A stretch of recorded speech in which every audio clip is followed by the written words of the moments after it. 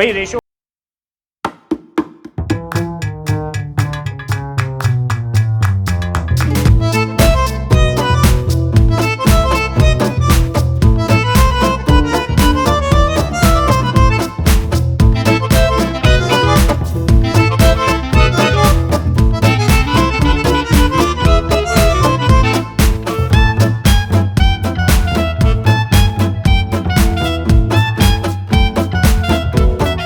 Good morning, good afternoon, good evening. कैसे हैं सारे? बढ़िया हैं। आज जो अपना अगला चैप्टर है वो है रेशो एंड प्रोपोर्शन। बहुत फेमस चैप्टर है। इसके बारे में बेसिक आइडिया हम सबको होता ही है, ठीक है। लेकिन रेशो अपने आप में क्या चीज़ है पहले वो समझेंगे, और रेशो एक्चुअली में क्या खुद में एक चैप्टर है या वो एक एप्लीकेशन है। एक्चुअली में रेशो जो प्रोपोर्शन होता है वो एक एप्लीकेशन होती है अपने दूसरे टाइप के सवाल्स को सॉल्व करने के लिए। थोड़ा सा पहले रेशो को समझते हैं, थोड़ा सा प्रोपोर्शन को समझते हैं, किस टाइप के क्वेश्चंस हम प्रैक्टिस कर सकते हैं जो हमारे प्री आरएमओ आईओक्यूएम जैसे एग्जाम्स में हेल्प करें। साथ के साथ हम देखेंगे कि जैसे 2021 में एक आईओक्यूएम का सवाल आया था, प्रोपोर्शन से रिलेटेड आया था, तो उसको कैसे अप्रोच किया जा सकता है। ठीक है, जितनी हो सकती है उतनी वैरायटी आज हम कवर करने की कोशिश करेंगे रेशो प्रोपोर्शन में। जो रेशो हमने बचपन में सीख रखा है 4th class, 5th class, 6th class में, क्या ये वैसा ही है या ये सिर्फ नाम है रेशो प्रोपोर्शन और क्वेश्चंस थोड़े से हाई लेवल के हैं, वो तो क्वेश्चंस करके ही पता चलेगा, राइट। लेकिन हाँ, वैरायटी पूरी रहेगी। थोड़े से आसान भी रहेंगे, कुछ ट्रिकी भी रहेंगे, कुछ ऐसे भी रहेंगे जिसको देख के लगता है कि पता नहीं क्या मतलब ये सवाल है, इतना टफ क्यों है या इतना लेंदी क्यों है या इतना ट्रिकी क्यों है, लेकिन जब सॉल्व करेंगे तो पता चलेगा कि सवाल में कुछ था ही नहीं। ठीक है, शुरू करते हैं एक बार। सबसे पहले हम रेशो के कुछ बेसिक्स जान लेते हैं। भाई रेशो होता क्या है, रेशो दिखता कैसा है, रेशो के साथ साथ यूज होने वाली टर्मिनोलॉजीज क्या क्या होती हैं। ठीक है, हम सब जानते हैं कि रेशो को कैसे लिखा जाता है। रेशो को हमेशा ऐसे लिखा जाता है, ये तो हम सबको ही पता है, ए रेशो बी। इसके मायने क्या होते हैं, इसके मतलब क्या होते हैं? देखिए, रेशो जो है एक तरीके से परसेंटेज ही होता है। ये मैं फिर से कह रहा हूं, रेशो जो है वो एक तरीके से परसेंटेज ही होता है, क्योंकि रेशो को हम एक फ्रैक्शन की फॉर्म में लिख सकते हैं और फ्रैक्शन को हम परसेंटेज में कन्वर्ट कर सकते हैं, कोई बड़ी बात नहीं है। 1:4 को हम 1/4 भी बोल सकते हैं, और 1/4 को इंटू 100 करें तो 25% आ जाता है। ठीक है, यानी कि रेशो जो है कहीं ना कहीं एक परसेंटेज जैसा ही पार्ट होता है। अब ये जो ए रेशो भी लिखा हुआ है, इसके मतलब क्या क्या होते हैं, या इसका एक एग्जांपल लेके देखते हैं। अगर मैं कहता हूं 2:3, इसके मतलब क्या क्या है? देखिए, कोई एक बंदा है जिसको 2 हिस्से मिल रहे हैं और दूसरा बंदा है जिसको 3 हिस्से मिल रहे हैं। ठीक है, ये टोटल पार्ट्स कितने होते हैं? 5। ये टोटल 5 पार्ट्स हैं। ठीक है, तो क्या मैं कह सकता हूं कि हर 5 में से 2 हिस्से इस वाले बंदे को मिलेंगे और हर 5 में से 3 हिस्से इस वाले बंदे को मिलेंगे? ये कहा जा सकता है, सिंपल है। अब मान लो ये पैसे हैं, पैसों में डिस्ट्रीब्यूट करना है 2:3, पैसों में तोड़ना है। टाइम एंड वर्क में भी देखा था रेशो का यूज एक बार जब मनी डिस्ट्रीब्यूशन किया था। तो जब टाइम एंड वर्क में हम मनी डिस्ट्रीब्यूट करते हैं तो हम रेशो का यूज करते हैं। रेशो बेसिकली एक टूल होता है जो आपको अलग अलग टाइप के क्वेश्चंस में हेल्प करता है सॉल्व करने के लिए। टाइम एंड वर्क एक बहुत बड़ा एग्जाम्पल था जिसमें हम मनी डिस्ट्रीब्यूट कर रहे थे, उसमें आपने रेशो की हेल्प ली। टाइम स्पीड डिस्टेंस एक बड़ा एग्जाम्पल है जिसमें आप रेशो की हेल्प लेते हैं। प्रॉफिट लॉस एक बहुत बड़ा चैप्टर है जिसमें आप रेशो की हेल्प लेते हैं। तो रेशो हर जगह यूज होता है, ठीक है। लेकिन रेशो के मतलब पहले समझ लें, उसके डायरेक्ट क्वेश्चंस एक बार ट्राई कर लें तो थोड़ा सा कॉन्फिडेंस आएगा। ठीक है, अब जैसे ये 2/5 और 3/5 है, मान लो मेरे को 500 रुपये देने हैं किसी को 2:3 की फॉर्म में, तो मैं कह सकता हूं कि हर 5 में से 2 रुपये इसको मिलेंगे और हर 5 में से 3 रुपये इसको मिलेंगे। और अगर टोटल 500 रुपये हैं तो इंटू 500 अगर मैं करवा दूं तो क्या मैं कह सकता हूं कि 200 रुपये पहले बंदे को मिलेंगे और 300 रुपये दूसरे बंदे को मिलेंगे। इन दोनों का डायरेक्ट वापस 2:3 आ गया। ठीक है, अब इसका एक और मतलब होता है, जैसे मान लेते कि हमें हर 5 में से 2 रुपये नहीं देने, तो इसको लिखने के और मतलब भी होते हैं। दूसरा मतलब क्या होता है कि अगर मेरे को ये साइन हटाना है 2:3 का, तो क्या मैं इसे 2x और 3x कह सकता हूं? रेशो को ऐसे भी लिखा जा सकता है, ठीक है, रेशो को ऐसे भी लिखा जा सकता है। अब यहाँ पे रेशो के साथ कुछ टर्मिनोलॉजीज भी जुड़ी हुई है, कुछ टर्म्स भी जुड़े हुए हैं, ठीक है, कुछ टाइप के रेशोज होते हैं। ये जो ए रेशो बी है इसके साथ भी कुछ टर्मिनोलॉजीज होती हैं, ठीक है। ये जो ए है, ये जो ए है इसको हम बोलते हैं एंटीसीडेंट, एंटीसीडेंट, ठीक है। और ये जो बी है इसको हम बोलते हैं कॉन्सिक्वेंट। तो अगर कल को आपको कोई पूछ ले कि एंटीसीडेंट और कॉन्सिक्वेंट क्या है, तो आपको पता होना चाहिए कि ए रेशो बी में जो पहला पार्ट होता है वो एंटीसीडेंट होता है और जो दूसरा पार्ट होता है वो कॉन्सिक्वेंट होता है, ठीक है। इसके अलावा और भी बहुत सारी टर्म्स यूज होती हैं, उसको भी देख लेते हैं। एक टर्म यूज होती है duplicate ratio. Duplicate ratio, duplicate ratio क्या होता है? डुप्लीकेट रेशो बेसिकली आप जब किसी रेशो का स्क्वायर कर दें, जैसे ए रेशो बी है, तो इसका डुप्लीकेट रेशो क्या होगा? ए स्क्वायर रेशो बी स्क्वायर। मैं आपको एग्जांपल देके बताता हूं। 2:3 का डुप्लीकेट रेशो क्या होगा? 4:9। इसको बोलते हैं डुप्लीकेट रेशो। जब आप किसी रेशो का स्क्वायर कर दें, रेशो में दोनों टर्म्स थी, दोनों का स्क्वायर कर दीजिए, that is called duplicate ratio. Second term आती है, वो होती है triplicate ratio. Triplicate ratio, triplicate ratio क्या होता है? बेसिकली डुप्लीकेट से ही आइडिया लग सकता है, डुप्लीकेट यानी कि स्क्वायर, तो ट्रिप्लीकेट यानी कि ट्राई। ट्राई से हम कुछ तीन को रिजेंबल करते हैं, तीन मतलब क्यूब। तो यानी कि ट्रिप्लीकेट रेशो का मतलब होता है जब ए रेशो बी का आप क्यूब कर दें, A cube ratio B cube. Example के तौर पे 2:3 को आप जब 8:27 कह देते हैं, that is called triplicate ratio, ठीक है। अब इसके अलावा दो टर्म्स और यूज होती है। तीसरी टर्म क्या होती है? सब डुप्लीकेट रेशो।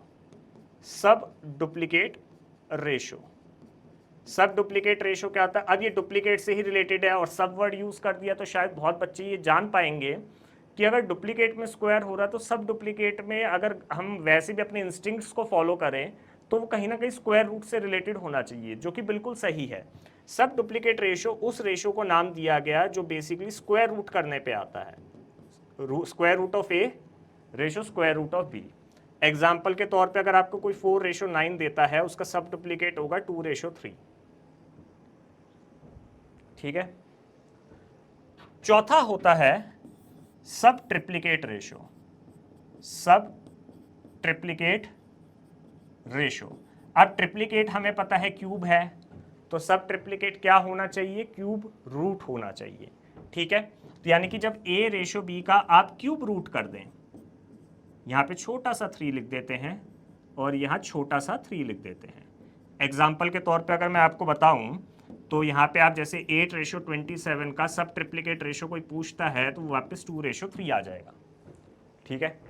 अच्छा, जब हम बाय डिफॉल्ट कुछ भी नहीं लिखते ना ये रूट के साइन के साथ, तो वो स्क्वायर रूट होता है। लेकिन हाँ, अगर आपको उसमें भी मतलब इतना सेटिस्फेक्शन नहीं है तो आप यहाँ पे छोटा सा 2 भी लिख सकते हैं, बात वही पड़ेगी।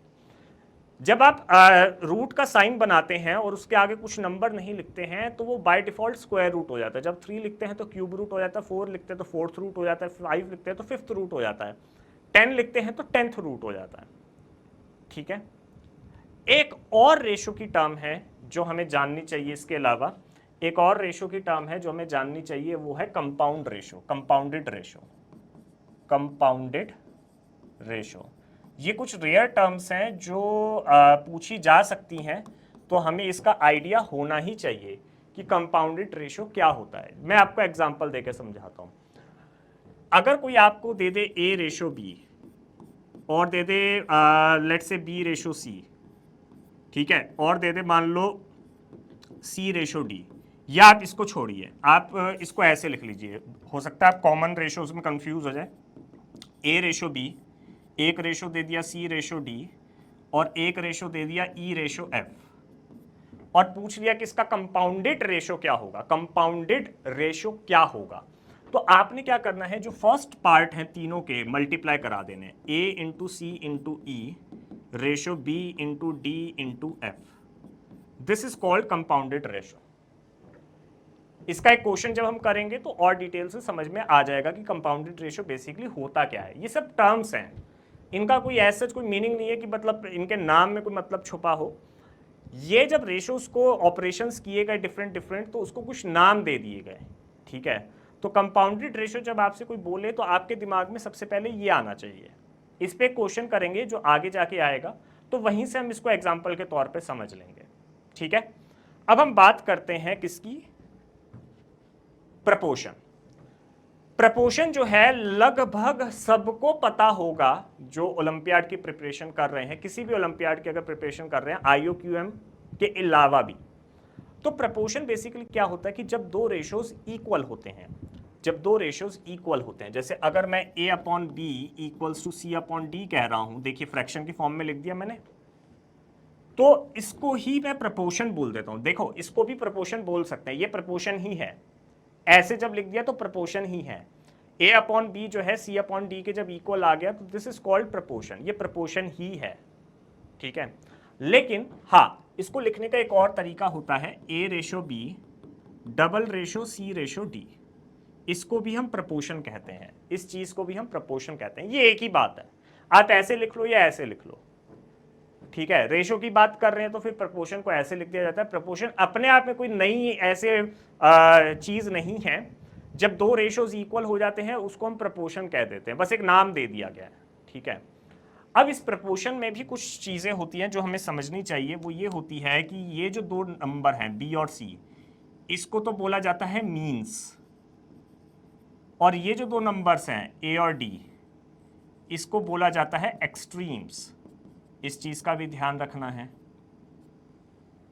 बीच वाले जो दो नंबर्स हैं B और C, उनको मीन्स कहा जाता है, और जो कॉर्नर वाले नंबर्स हैं A और D, उसको एक्सट्रीम्स बोल दिया जाता है, ठीक है।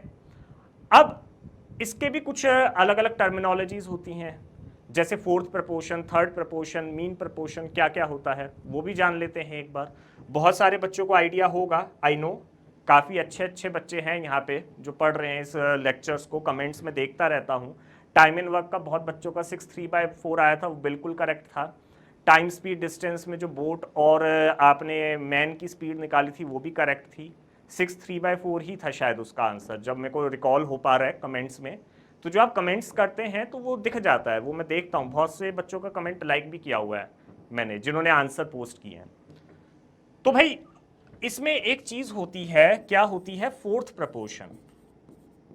फोर्थ प्रपोर्शन, फोर्थ प्रपोर्शन क्या होता है, देखिए जब दो रेशोज इक्वल हों ABCD की फॉर्म में, जब दो रेशोज इक्वल हों, जैसे A/B $C/D, ठीक है, या A/B इक्वल्स टू C/D, तो जब फोर्थ प्रपोर्शन की बात होती है तो यहाँ पे जो आपका D है, ये जो D है ना, इसको फोर्थ प्रपोर्शन कहते हैं। तो अगर आपको इसे निकालना है तो कुछ भी नहीं करना, आपको सामने ही सब कुछ दिख रहा है। आपको जब भी फोर्थ प्रपोर्शन निकालने के लिए दिया जाएगा तो आपको तीन वैल्यूज भी दी जाएंगी, वो तीन वैल्यूज बाय डिफॉल्ट ABC होंगी। तो अगर आपको D निकालना ही है तो D आप कैसे निकाल सकते हैं, B/C/A। तो this is how you calculate fourth proportion of any ratio, ठीक है। Fourth proportion of any ratio, this is how you calculate. अगर हम बात करें थर्ड प्रपोर्शन की, थर्ड प्रपोर्शन क्या होता है, थर्ड प्रपोर्शन क्या होता है भाई, थर्ड प्रपोर्शन क्या होगा, जब आपका ratio A/B equals to B/C की फॉर्म में दिया होगा, जब आपका ratio A/B equals to B/C की फॉर्म में दिया होगा। जैसे अगर फोर्थ प्रपोर्शन का एक एग्जांपल भी दे दूं मैं आपको, यहाँ पे एग्जांपल भी दे देता हूँ, जैसे 1/2 जो है 3/6 के बराबर है, तो 6 क्या हो गया, 2 × 3 के बराबर हो गया, तो यानी कि ये आपका क्या आ गया, फोर्थ प्रपोर्शन आ गया। ऐसी अगर थर्ड प्रपोर्शन की बात करें, अगर हम थर्ड प्रपोर्शन की बात करें तो हम देख पाएंगे, इसमें एक एग्जांपल दे दें कि अगर 2/4 4/8 के बराबर है, तो दैट 8, वो जो 8 लिखा हुआ है या जो ये C लिखा हुआ है, ये आपका थर्ड प्रपोर्शन होता है, ठीक है। ये आपका थर्ड प्रपोर्शन होता है, ये आपका थर्ड प्रपोर्शन होगा। अब ये कैसे निकलेगा, we all know C equals to B²/A, ये आपका थर्ड प्रपोर्शन हो जाएगा। और अगर आप ध्यान से देखें तो 4 × 4 16, 16/2 वापस क्या आ गया, 8 आ गया।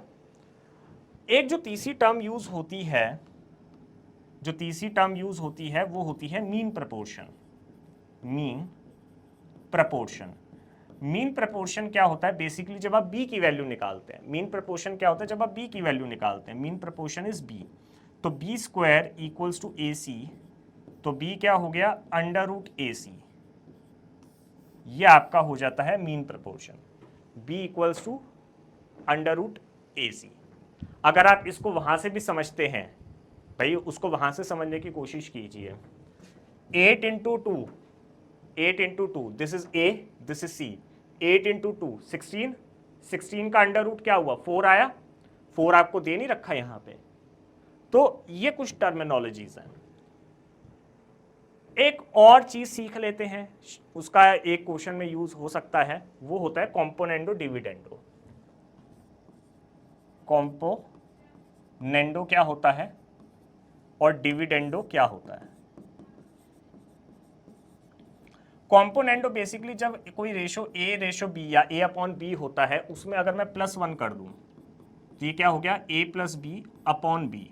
डिविडेंडो क्या होता है? जब उसमें -1 कर दूं, A बाई बी -1, यानी कि A minus B upon B.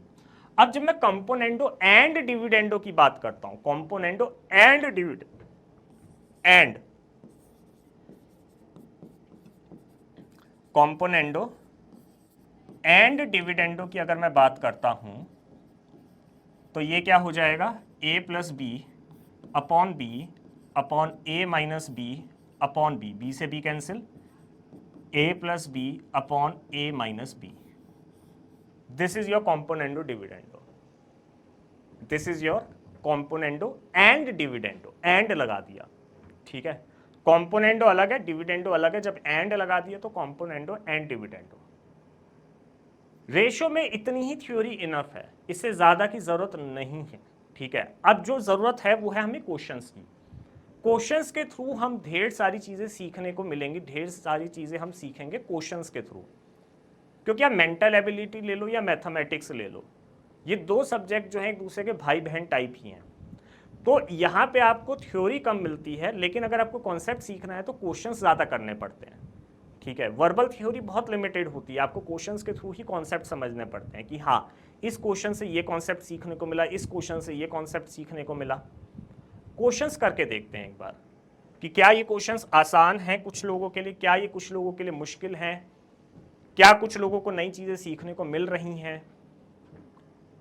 ये तो क्वेश्चंस करके ही पता चलेगा ना। चलिए क्वेश्चंस ट्राई करते हैं। मेरे को दो रेशो दे रखे हैं अलग अलग, पहले तो इसको कंबाइन करना सीखो, रेशो को कंबाइन करना भी आना चाहिए कि भाई अगर आपको 2 या 3 अलग अलग रेशोज दे रखे हैं, उसको क्लब करके एक फाइनल रेशो आप कैसे निकाल सकते हैं। देखिए A रेशो B अगर 5:7 है एंड B रेशो C अगर 6:11 है, मुझे क्या चाहिए? मुझे जानना है A ratio B ratio C, मुझे जानना है। तो इसको क्लब करने का एक बहुत बेहतरीन तरीका है, वो सीखो। वो तरीका ये है कि जब आपको A जानना है तो हमेशा एक्सट्रीम लेफ्ट को मल्टीप्लाई करवा दो। कितना आ गया? 6 5 30। अब अगर आपको B निकालना है, B निकालने के लिए आप क्या करिए?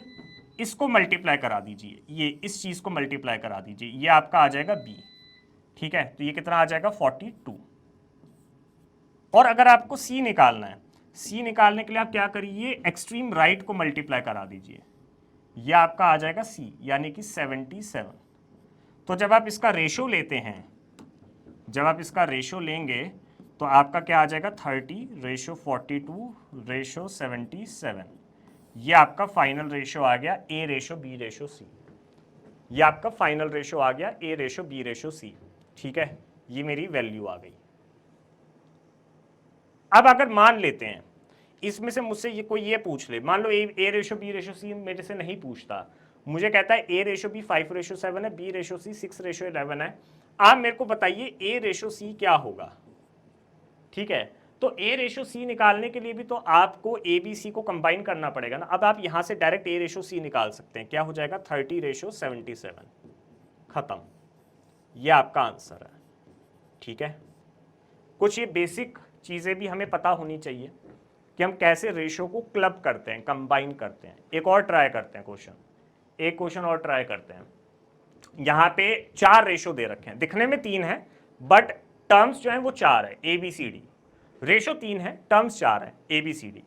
तो ए बी सी डी को अगर मुझे कंबाइन करना है तो A ratio B is 2:3, B ratio C is 4:5 and C ratio D is 6:7। ठीक है, मुझे इनको कंबाइन करना है, मुझे इनको क्या करना है, कंबाइन करना है। तो मैं क्या करूंगा, देखिए अब बहुत बेहतरीन ट्रिक बता रहा हूं।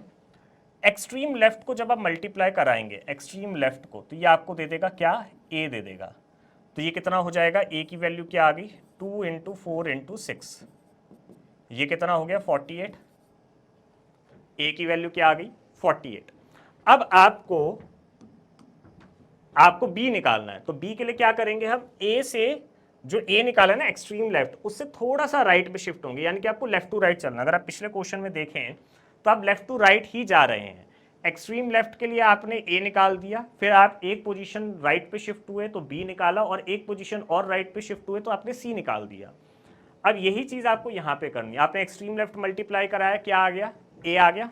अब आप एक काम करिए, एक पोजीशन राइट पे चले जाइए, तो आप क्या करेंगे, 3 × 4 × 6, ठीक है, ये आपका बी आ जाएगा। तो बी क्या आ गया, 3 × 4 × 6 यानी कि 72। अब आपको निकालना है सी, अब आपको निकालना है सी, तो एक पोजीशन और राइट पे चले जाइए, ये कितना हो जाएगा, ये आपका सी आ गया। ठीक है, तो सी क्या आ गया, 3 × 5 × 6 90 आ गया। अब आपको निकालना है डी।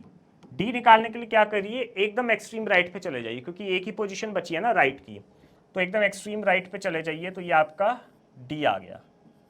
अब डी क्या हो गया आपका, 3 × 5 × 7 यानी कि 105, 35 × 3 105। तो अब आपको ए रेशो बी रेशो सी रेशो डी निकालना है, तो निकल आया, ए रेशो बी रेशो सी रेशो डी क्या आ गया आपका, 48 रेशो 72 रेशो 90 रेशो 105। मुझे एक चीज दिख रही है कि इसमें 3 कॉमन है, तो सिंप्लीफाई कर देते हैं। 3 मुझे दिख रहा है कि भाई हाँ कॉमन है, 16 3 24 3, ठीक है, 30 3, आगे क्या आएगा 35 3। मेरे ख्याल से इसमें अब कुछ कॉमन शायद ना निकल पाए, इसमें शायद कुछ कॉमन अब ना निकल पाए। ठीक है, तो ये आपका आ गया ए रेशो बी रेशो सी रेशो डी आ गया, तीनों को क्लब करके 4 नंबर्स का रेशो आ गया। अब अगर मुझसे मान लो डायरेक्ट ये पूछता ए रेशो डी क्या होगा, तो ए रेशो डी मैं डायरेक्ट कह सकता हूँ 16:35 होगा, ये मैं डायरेक्ट कह सकता हूँ। ठीक है, इसको देखिए, मेरे ख्याल से ये समझ में आ गया होगा। अगर फिर भी अगर थोड़ा सा भी कंफ्यूजन हो तो एक बार फिर रिवाइंड करके देखिएगा, बार बार देखिएगा, क्योंकि प्रोसीजर बहुत सिंपल है। हो सकता है कोई बच्चा फर्स्ट टाइम देख रहा हो, फर्स्ट टाइम ये चीज़ समझ रहा हो, तो मे बी उसको एक बार में समझ में ना आए और शायद ऐसा लगे कि भाई ये चल क्या रहा है। तो एक्सट्रीम लेफ्ट ए, एक पोजीशन राइट पे आ जाओ बी, एक और राइट पे आ जाओ सी, और एक और राइट पे आ जाओ डी, और मल्टीप्लाई करवा दो सबको, जैसे मैंने यहाँ करवाया। मैंने अलग अलग कलर के पेन भी इसलिए यूज़ करे ताकि आपको डिफ्रेंशिएट करने में आसानी रहे कि कौन सा वाला क्या निकल रहा है। चलिए और क्वेश्चन देखें एक, अरे बाप रे बाप, ये क्या है, ऑब्जेक्टिव में अगर ये क्वेश्चन आता, ठीक है, हो सकता है ऑब्जेक्टिव ओलंपियाड जो हो हमारे उसमें इस टाइप का क्वेश्चन आ जाए।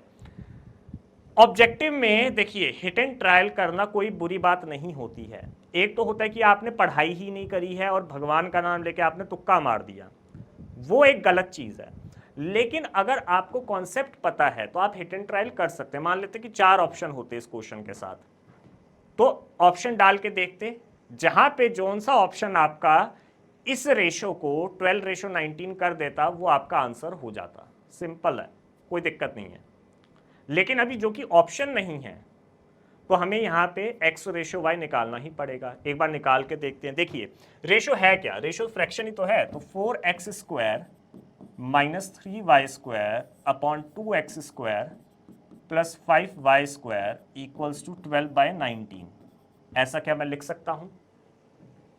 लिख सकता हूँ, कोई बुराई नहीं है, बेसिकली प्रपोर्शन ही तो है ये। अब आप सोचेंगे कि सर प्रपोर्शन के क्वेश्चन आप कब करवाओगे, ये प्रपोर्शन ही है, जब दो रेशोज इक्वल हो गए तो बेसिकली प्रपोर्शन है। तो एक्स और वाई की कौन सी वैल्यू सेटिस्फाई करेगी कि ये रेशो जो है इसके इक्वल आ जाए, दैट्स इट। ठीक है, अब इसमें क्या करिए, ज्यादा हम कुछ कर नहीं सकते। अगर आप सोचे कि सर कोई आइडेंटिटी लगा दे तो नहीं लगा पाओगे, फंस जाओगे। आइडेंटिटी निकाल के कुछ फायदा नहीं होगा कि सर ए स्क्वायर माइनस बी स्क्वायर या ए स्क्वायर प्लस बी स्क्वायर की आइडेंटिटी निकल जाए, कोई फायदा नहीं है।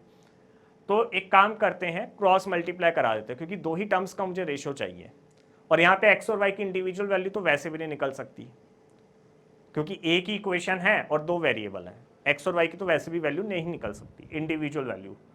ठीक है, एक्स और वाई रेशो में निकल सकते हैं और वो ये मुझे चाहिए। देखिए, इसको क्रॉस मल्टीप्लाई अगर हम करा दें तो 19 into 4x square minus 3y square equals to 12 into 2x square plus 5y square. ठीक है, 76x square minus 57y square equals to 24x square plus 60y square. X और वाई की टर्म्स एक तरफ ले जाओ, ये इस तरफ ले आओ और ये इस तरफ ले जाओ, तो ये कितना हो जाएगा आपका 7, ये 76 X square minus 24 X square equals to 57 Y square plus 60 Y square. ठीक है, अब 76 माइनस 24 कितना होगा, 52। तो ये कितना आ जाएगा आपका 52 X square equals to 117 Y square. X square upon Y square equals to 117 upon 52। अब मैं इसको x अपॉन वाई लिख सकता हूं अंडर रूट ऑफ 117 अपॉन 52। अब हम सोचेंगे अरे यार अब क्या करें, क्या रेशियो हमारा अंडर रूट की ही फॉर्म में आएगा, नहीं आएगा ना भाई। देखो कुछ ना कुछ कॉमन तो जरूर होगा, अगर अंडर रूट की फॉर्म में आना होगा तो ठीक है, बट एक बार ट्राई तो कर सकते हैं, क्या पता कुछ कॉमन निकल के कट जाए। अगर आप ध्यान से देखें 52 को देखिए, हो सकता है 117 बहुत लोगों के माइंड में ना आए कि किसकी टेबल में आता है ये। 52 को देखिए, 13 4 जा 52 होता है। अब ज्यादा से ज्यादा क्या होगा, 117 13 या 4 की किसी एक की टेबल में आता होगा। अब 4 की टेबल में 117 नहीं आ सकता, ऑब्वियस है वो। ठीक है, 4 की टेबल में 117 नहीं आ सकता। क्यों नहीं आ सकता, क्योंकि ऑड नंबर है। लेकिन 13 की टेबल में तो आ सकता है। 13 की टेबल में कहाँ आता है, कहाँ आता है, 9 पे आता है। तो अगर मैं 13 दोनों तरफ से कैंसिल आउट कर दूं, ठीक है, इसको क्या मैं ऐसे लिख सकता हूं 13 इंटू 9 अपॉन 13 इंटू 4। 13 से 13 कैंसिल हो गया, अंडर रूट 9 अपॉन 4। ठीक है, अब ये जो स्क्वायर रूट कर रहा हूं क्या है, ये सब डुप्लीकेट ही तो है। 9/4 का सब ये स्क्वायर रूट कर दीजिए, तो ये कितना आ जाएगा, x upon Y equals to 3/2, यानी कि x रेशो y कितना आ गया 3/2 आ गया। ओके, एक और ट्राई करें ऐसा।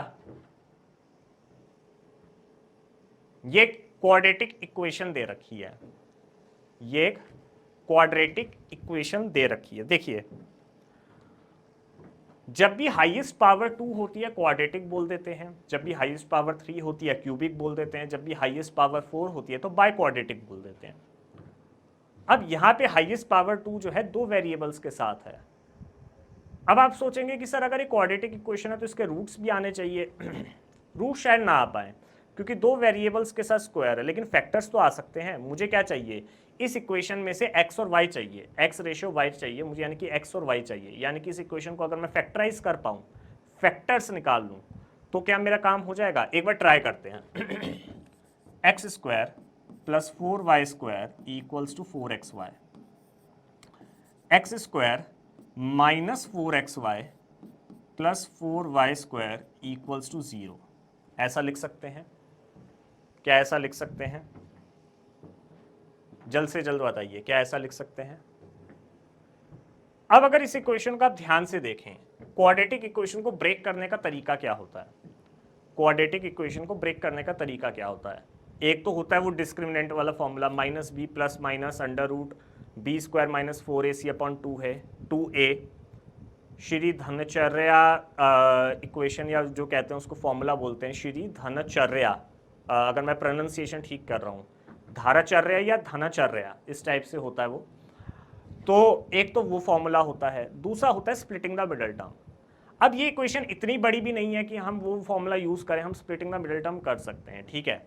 अब स्प्लिटिंग द मिडल टर्म क्या कहता है कि मेरे को यहाँ पे एक हिडन कांस्टेंट है 1 और 4y को ऐसे ब्रेक करना है, या 4 को ऐसे ब्रेक करना है कि अपनी बीच वाली टर्म को मैं ऐसे ब्रेक करूं कि उसका जो प्रोडक्ट है वो 4 का आ जाए और समर डिफरेंस भी 4 का आ जाए, यानी कि x square minus 2xy plus 4y square, ऐसे लिख सकता हूं। अब x कॉमन ले लो x माइनस 2y, अब x माइनस 2y यहां लिख दो और यहां माइनस 2y कॉमन ले लो, इक्वल्स टू 0। क्या दो फैक्टर्स नहीं आ गए, x minus 2y into x minus 2y equals to 0। अब क्या इसको मैं एक फॉर्म में नहीं लिख सकता, एक ही फॉर्म में लिख देते, भाई दोनों सेम ही तो चीजें हैं, यानी कि स्क्वायर है ये नंबर, तो x माइनस 2y का होल स्क्वायर इक्वल्स टू 0। तो मैं x minus 2y equals to 0 लिख सकता हूँ, स्क्वायर रूट ले लूँ दोनों तरफ। तो अब मैं क्या x इक्वल्स टू 2y नहीं लिख सकता है, क्या मैं x by y equals to 2/1 नहीं लिख सकता, वही y को इधर ले आया, 2 के नीचे कुछ था नहीं तो उसको सजाने के लिए मैंने 1 लिख दिया। तो क्या मैं x रेशो y 2:1 नहीं लिख सकता, ये मेरा आंसर आ गया।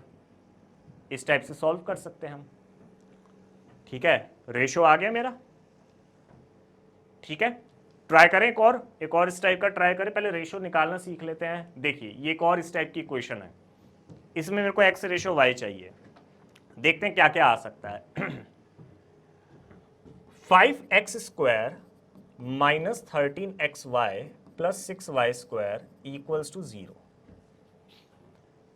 6 5 30, मुझे 13 को ऐसे ब्रेक करना है कि उसका सम या डिफरेंस 13 का है, सॉरी माइनस 13 का आ जाए, और जो प्रोडक्ट है वो 30 का आ जाए। यानी कि मेरे को सबसे एक बढ़िया नंबर दिखता है वो है 10 और 3। 10 और 3 का सम या डिफरेंस अगर मैं बनाना चाहूँ तो इजीली बना सकता हूँ माइनस 13 की फॉर्म में, और 10 और 3 को जब मल्टीप्लाई करूंगा तो वो 30 आ जाएगा। तो क्या मैं इसको ऐसे लिख सकता हूँ, 5x square minus 10xy minus 3xy plus 6y square equals to 0। आसानी से लिखा जा सकता है, कोई इशू नहीं है। अगर आप इस पार्ट को देखें तो 5x कॉमन निकल सकता है, 5x अगर कॉमन निकाल ले तो x माइनस 2y आ गया। अब x माइनस 2y यहां से भी कॉमन निकलता हुआ दिख रहा है ना, अगर आप 3 निकाल दें, 3 बाहर निकाल दें, 3y ही निकाल दें अगर, तो x माइनस 2y देखिए ना, 3 2 6। तो अगर यहाँ पे मैं x माइनस 2y लिखता हूँ तो मुझे इसको बैलेंस आउट करने के लिए किससे मल्टीप्लाई कराना पड़ेगा, मुझे मल्टीप्लाई कराना पड़ेगा 3y से, ठीक है। ये किसके इक्वल आ गया, 0 के, यानी कि इस क्वाड्रेटिक इक्वेशन के दो फैक्टर्स आ गए, 5x minus 3y into x minus 2y equals to 0। अब इसके दो मतलब हुए, किसी भी क्वाड्रेटिक इक्वेशन के दो फैक्टर्स आते हैं, ठीक है, फैक्टर 1 फैक्टर 2। पिछले क्वेश्चन में फर्क यह था कि दोनों फैक्टर सेम थे, यानी कि परफेक्ट स्क्वायर था, तो ये सॉल्व करने में दिक्कत नहीं आई। यहाँ पे क्या है कि दो डिफरेंट फैक्टर्स है, यानी कि या तो ये 0 होगा या तो ये 0 होगा, ठीक है।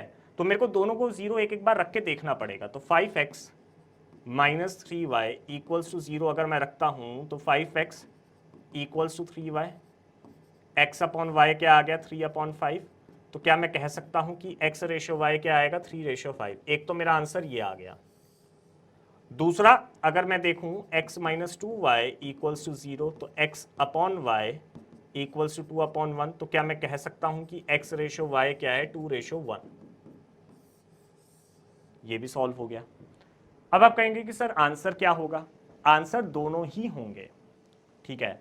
सब्जेक्टिव में अगर कभी भी क्वेश्चन आता है तो फिर वो ऐसे नहीं पूछेगा, वो आपसे पूछ सकता है कि भाई x रेशो y यानी कि x प्लस वाई की क्या वैल्यूज पॉसिबल है, यानी कि 3 + 5 8, 2 + 1 3। आपसे कभी भी सब्जेक्टिव में ये नहीं पूछेगा, आपको क्वेश्चन जरूर ऐसे करवाए जा रहे हैं, लेकिन अगर सब्जेक्टिव ओलंपियाड आता है प्री आरएमओ या आरएमओ टाइप्स, तो उसमें आपसे इस फॉर्म में ना पूछे, हो सकता है आपको ये पूछ ले कि भाई ये इक्वेशन है तो इसमें x प्लस वाई की पॉसिबल वैल्यूज क्या हो सकती है, ये x प्लस वाई की लीस्ट वैल्यू क्या हो सकती है, x प्लस वाई की मैक्सिमम वैल्यू क्या हो सकती है। तो वो आप आंसर कर सकते हैं यहाँ से, 3 + 5 8, 2 + 1 3। इसको अगर रिवर्स प्रोसेस भी डालते हैं तो भी पॉसिबल है भाई। 3:5 को अगर आप तोड़ दें, let's say 3k and 5k ले लो, 5k रेशो ब्रेक कर दिया, x की वैल्यू 3k हो गई, y की वैल्यू 5k हो गई, इसमें डाल दीजिए 3k और 5k, आपका फिर से ये 0 के इक्वल आ जाएगा, ठीक है, क्योंकि ये सारा का सारा कैंसिल आउट हो जाएगा। ऐसे 2:1 के साथ आप कर सकते हैं, ठीक है। चलिए और देखें, हा, ये तो कुछ भयंकर ही दे रखा है, फाइंड द वैल्यू ऑफ सी। ये तो सब्जेक्टिव में पूछा जा सकता है भाई, ये तो सब्जेक्टिव में पूछा जा सकता है कि a+b ratio b+c ratio c+a 6:7:8 है, तो a+b+c की वैल्यू जो है 14 के बराबर है, तो c की वैल्यू क्या हो।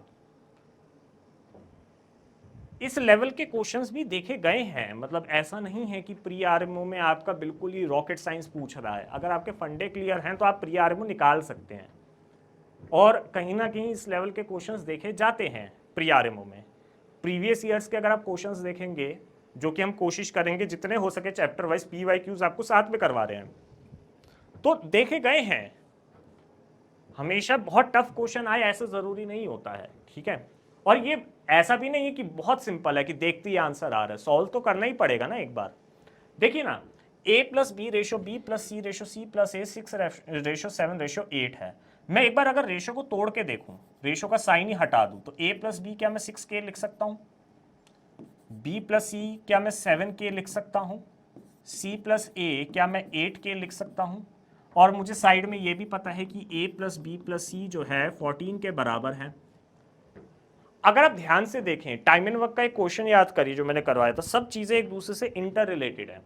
टाइम एंड वर्क का एक सवाल याद करिए, जहां पे ए और बी कुछ दिन में काम करते हैं, बी और सी कुछ दिन में काम करते हैं, सी और ए कुछ दिन में काम करते हैं, तो तीनों को अगर मिला के काम करवाना हो तो हमने a+b इक्वल्स टू उनके number of days, b+c equals to उनके number of days, c+a equals to उनके नंबर ऑफ डेज लिखे थे। एक क्वेश्चन मैंने करवाया था, याद करिए। तो अब यहां पे अगर आप देखें इसको, तो आपको a 2 बार दिख रहा है, b 2 बार दिख रहा है, c 2 बार दिख रहा है, सब कुछ 2 2 बार दिख रहा है, और a b c आपके पास ऑलरेडी है। तो अगर मैं तीनों को ऐड करवा दूं तो मुझे कुछ ऐसा दिखेगा, twice of a+b+c equals to 21k। क्या मैं डायरेक्टली ऐसा लिख सकता हूं?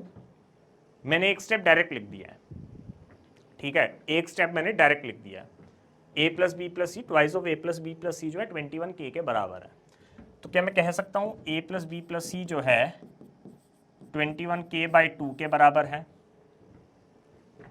a+b+c जो है 21k/2 के बराबर है, ठीक है। अब मेरे को पता है a+b+c 21k/2 के बराबर है, वही a+b+c 14 के बराबर भी है, बिंगो, हो गया। 21k/2 equals to 14। क्या मैं ये कह सकता हूँ? क्या मैं ये कह सकता हूँ? इसको देखिए एक बार, क्या मैं ये कह सकता हूँ? क्या मैं ये कह सकता हूँ? अब k को मैं क्या कह सकता हूँ? 28/21, 7 4 7 3, यानी कि k की वैल्यू क्या आ गई? 4/3। k की वैल्यू क्या आ गई? 4/3 आ गई, ठीक है। अब k की वैल्यू अगर 4/3 आ गई है और मुझे किसकी वैल्यू निकालनी है? c की निकालनी है। तो मैं इसी इक्वेशन का अगर दोबारा से यूज कर दूं, देखो ना, मुझे c निकालना है, यानी कि a और b एलिमिनेट करना है। तो मैं अगर ये वाली चीज यहां पुट कर दूं डायरेक्ट, तो कह सकता हूं मैं 6k + c इक्वल्स टू 14। अब c क्या हो गया? 14 - 6k। k की वैल्यू ऑलरेडी मुझे पता है 4/3, तो 14 - 6 × 4/3, ये कितना हो जाएगा? 3 2 8, 14 - 8 इक्वल्स टू 6, यानी कि c की वैल्यू किसके बराबर आ गई? 6 के बराबर आ गई। हो गया सॉल्व। k की c की वैल्यू सॉरी किसके बराबर आ गई? 6 के बराबर आ गई। तो क्वेश्चन इतना भी टफ नहीं था, सिंपल था। और देखें, और चलें, हा, अब थोड़ी सी वर्ड प्रॉब्लम्स आती हुई दिख रही हैं, वर्ड प्रॉब्लम्स आती हुई दिख रही। देखो, क्वेश्चन ये कह रहा है कि salaries of ABC are in ratio 2:3:5 if the increment of 15%, 10%, 20% are allowed in their salaries, then what will be the new ratios of their salaries? आपको नया रेशो बताना है। मैंने स्टार्टिंग में ही बोला था कि जो रेशोस होते हैं वो कहीं ना कहीं परसेंटेज ही होता है। ठीक है, आपको इस क्वेश्चन में पूरा का पूरा डेटा या तो रेशो में या परसेंटेज की फॉर्म में दिया हुआ है, ठीक है। तो आप अगर रेशो को ब्रेक करके रेशो की कुछ भी वैल्यू लेट कर लो, आपके आंसर पे फर्क नहीं पड़ने वाला, क्योंकि परसेंटेज सेम रहती है। आप अगर दूध में 10% पानी मिलाते हैं, आप अगर दूध में 10% पानी मिलाते हैं, ठीक है, आप अगर दूध में 10% पानी मिलाते भी हैं,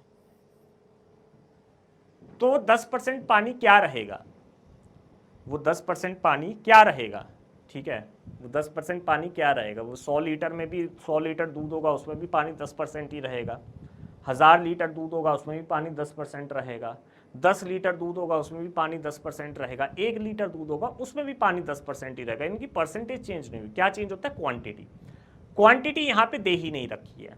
तो अगर क्वांटिटी दे ही नहीं रखी है तो फिर आपको टेंशन वाली बात ही नहीं है भाई। ए रेशो बी रेशो सी की सैलरी, ए बी सी की सैलरी जो है 2:3:5 की फॉर्म में, ठीक है। ए बी सी की सैलरी जो है 2:3:5 की फॉर्म में है। लेट कर लो, आपका जो मन करे लेट कर लो। आप 2 रुपये, 3 रुपये, 5 रुपये लेट कर लो। आप 200, 300, 500 लेट कर लो। आप 2000, 3000, 5000 लेट कर लो, ठीक है। आप कुछ भी लेट कर सकते हो। तो लेट कर लेते हैं कि ए की सैलरी क्या है 200, बी की सैलरी क्या है 300 एंड सी की सैलरी क्या है 500। क्या हम यही लेट कर सकते हैं? एक बार देखिए जरा। तो ए बी सी की सैलरीज अगर 200, 300, 500 है, अब इसमें 15% इंक्रीज कर दो। थोड़ा सा डायरेक्ट करने की कोशिश करें। वैसे 200 का 15% कितना होगा? 30 होगा। 15 2 जा 30 से अगर आप रिजेंबल कर पाए तो डायरेक्ट कर सकते हैं, नहीं तो फिर आप ऐसे भी सॉल्व कर सकते हैं, ठीक है। 15%, तो ये कितना हो जाएगा? 30 हो जाएगा। तो ये कितना हो गया? नई सैलरी कितनी आ गई? 230। ऐसे ही अगर मैं इसका 10% इंक्रीज करूं, 10 3 जा 30, तो ये कितना हो जाएगा? 330। और अगर मैं इसका 20% इंक्रीज करूं, 25 से कितना हो गया? 100 हो गया, यानी कि नई सैलरी कितनी आ गई? 600 आ गई। अब इसका रेशो, नया रेशो क्या आएगा? 230 रेशो 330 रेशो 600, ठीक है। 0 से 0 कैंसिल आउट हो सकता है। 23:33:60, ये मेरा नया आंसर आ जाएगा। ये मेरा नया आंसर आ जाएगा। ये मेरा नया आंसर आ जाएगा। सब्जेक्टिव की अगर बात करें, सब्जेक्टिव की अगर बात करें तो सब्जेक्टिव में ये हो सकता है कि आपसे पूछ ले कि what can be the minimum possible salary of all three. What can be the minimum possible salary of 3 persons, all three, तीनों की मिनिमम पॉसिबल सैलरी टोटल क्या हो सकती है। तो रेशियो का मतलब ही क्या होता है? Total parts. अगर आपको मिनिमम सैलरी जाननी ही है, minimum possible of all three, तो इन तीनों को ऐड कर दो। अगर आपको यही जानना है minimum possible of all three, ठीक है, minimum possible total of all three, तो क्या हो जाएगा? 23 + 33 + 60, ये हो जाएगा, ठीक है। 3 2 5, 5 6 11, 116 rupees. Minimum possible salary of all three will be 116 rupees ही होगी। सबसे कम सैलरी अगर मिनिमम पॉसिबल इंटीजर में चाहिए आपको तो 116 ही होगी, इन तीनों का सम। तो हर 116 रुपये में से 23 रुपये ए को मिलेंगे, 33 रुपये बी को मिलेंगे, 60 रुपये सी को मिल जाएंगे।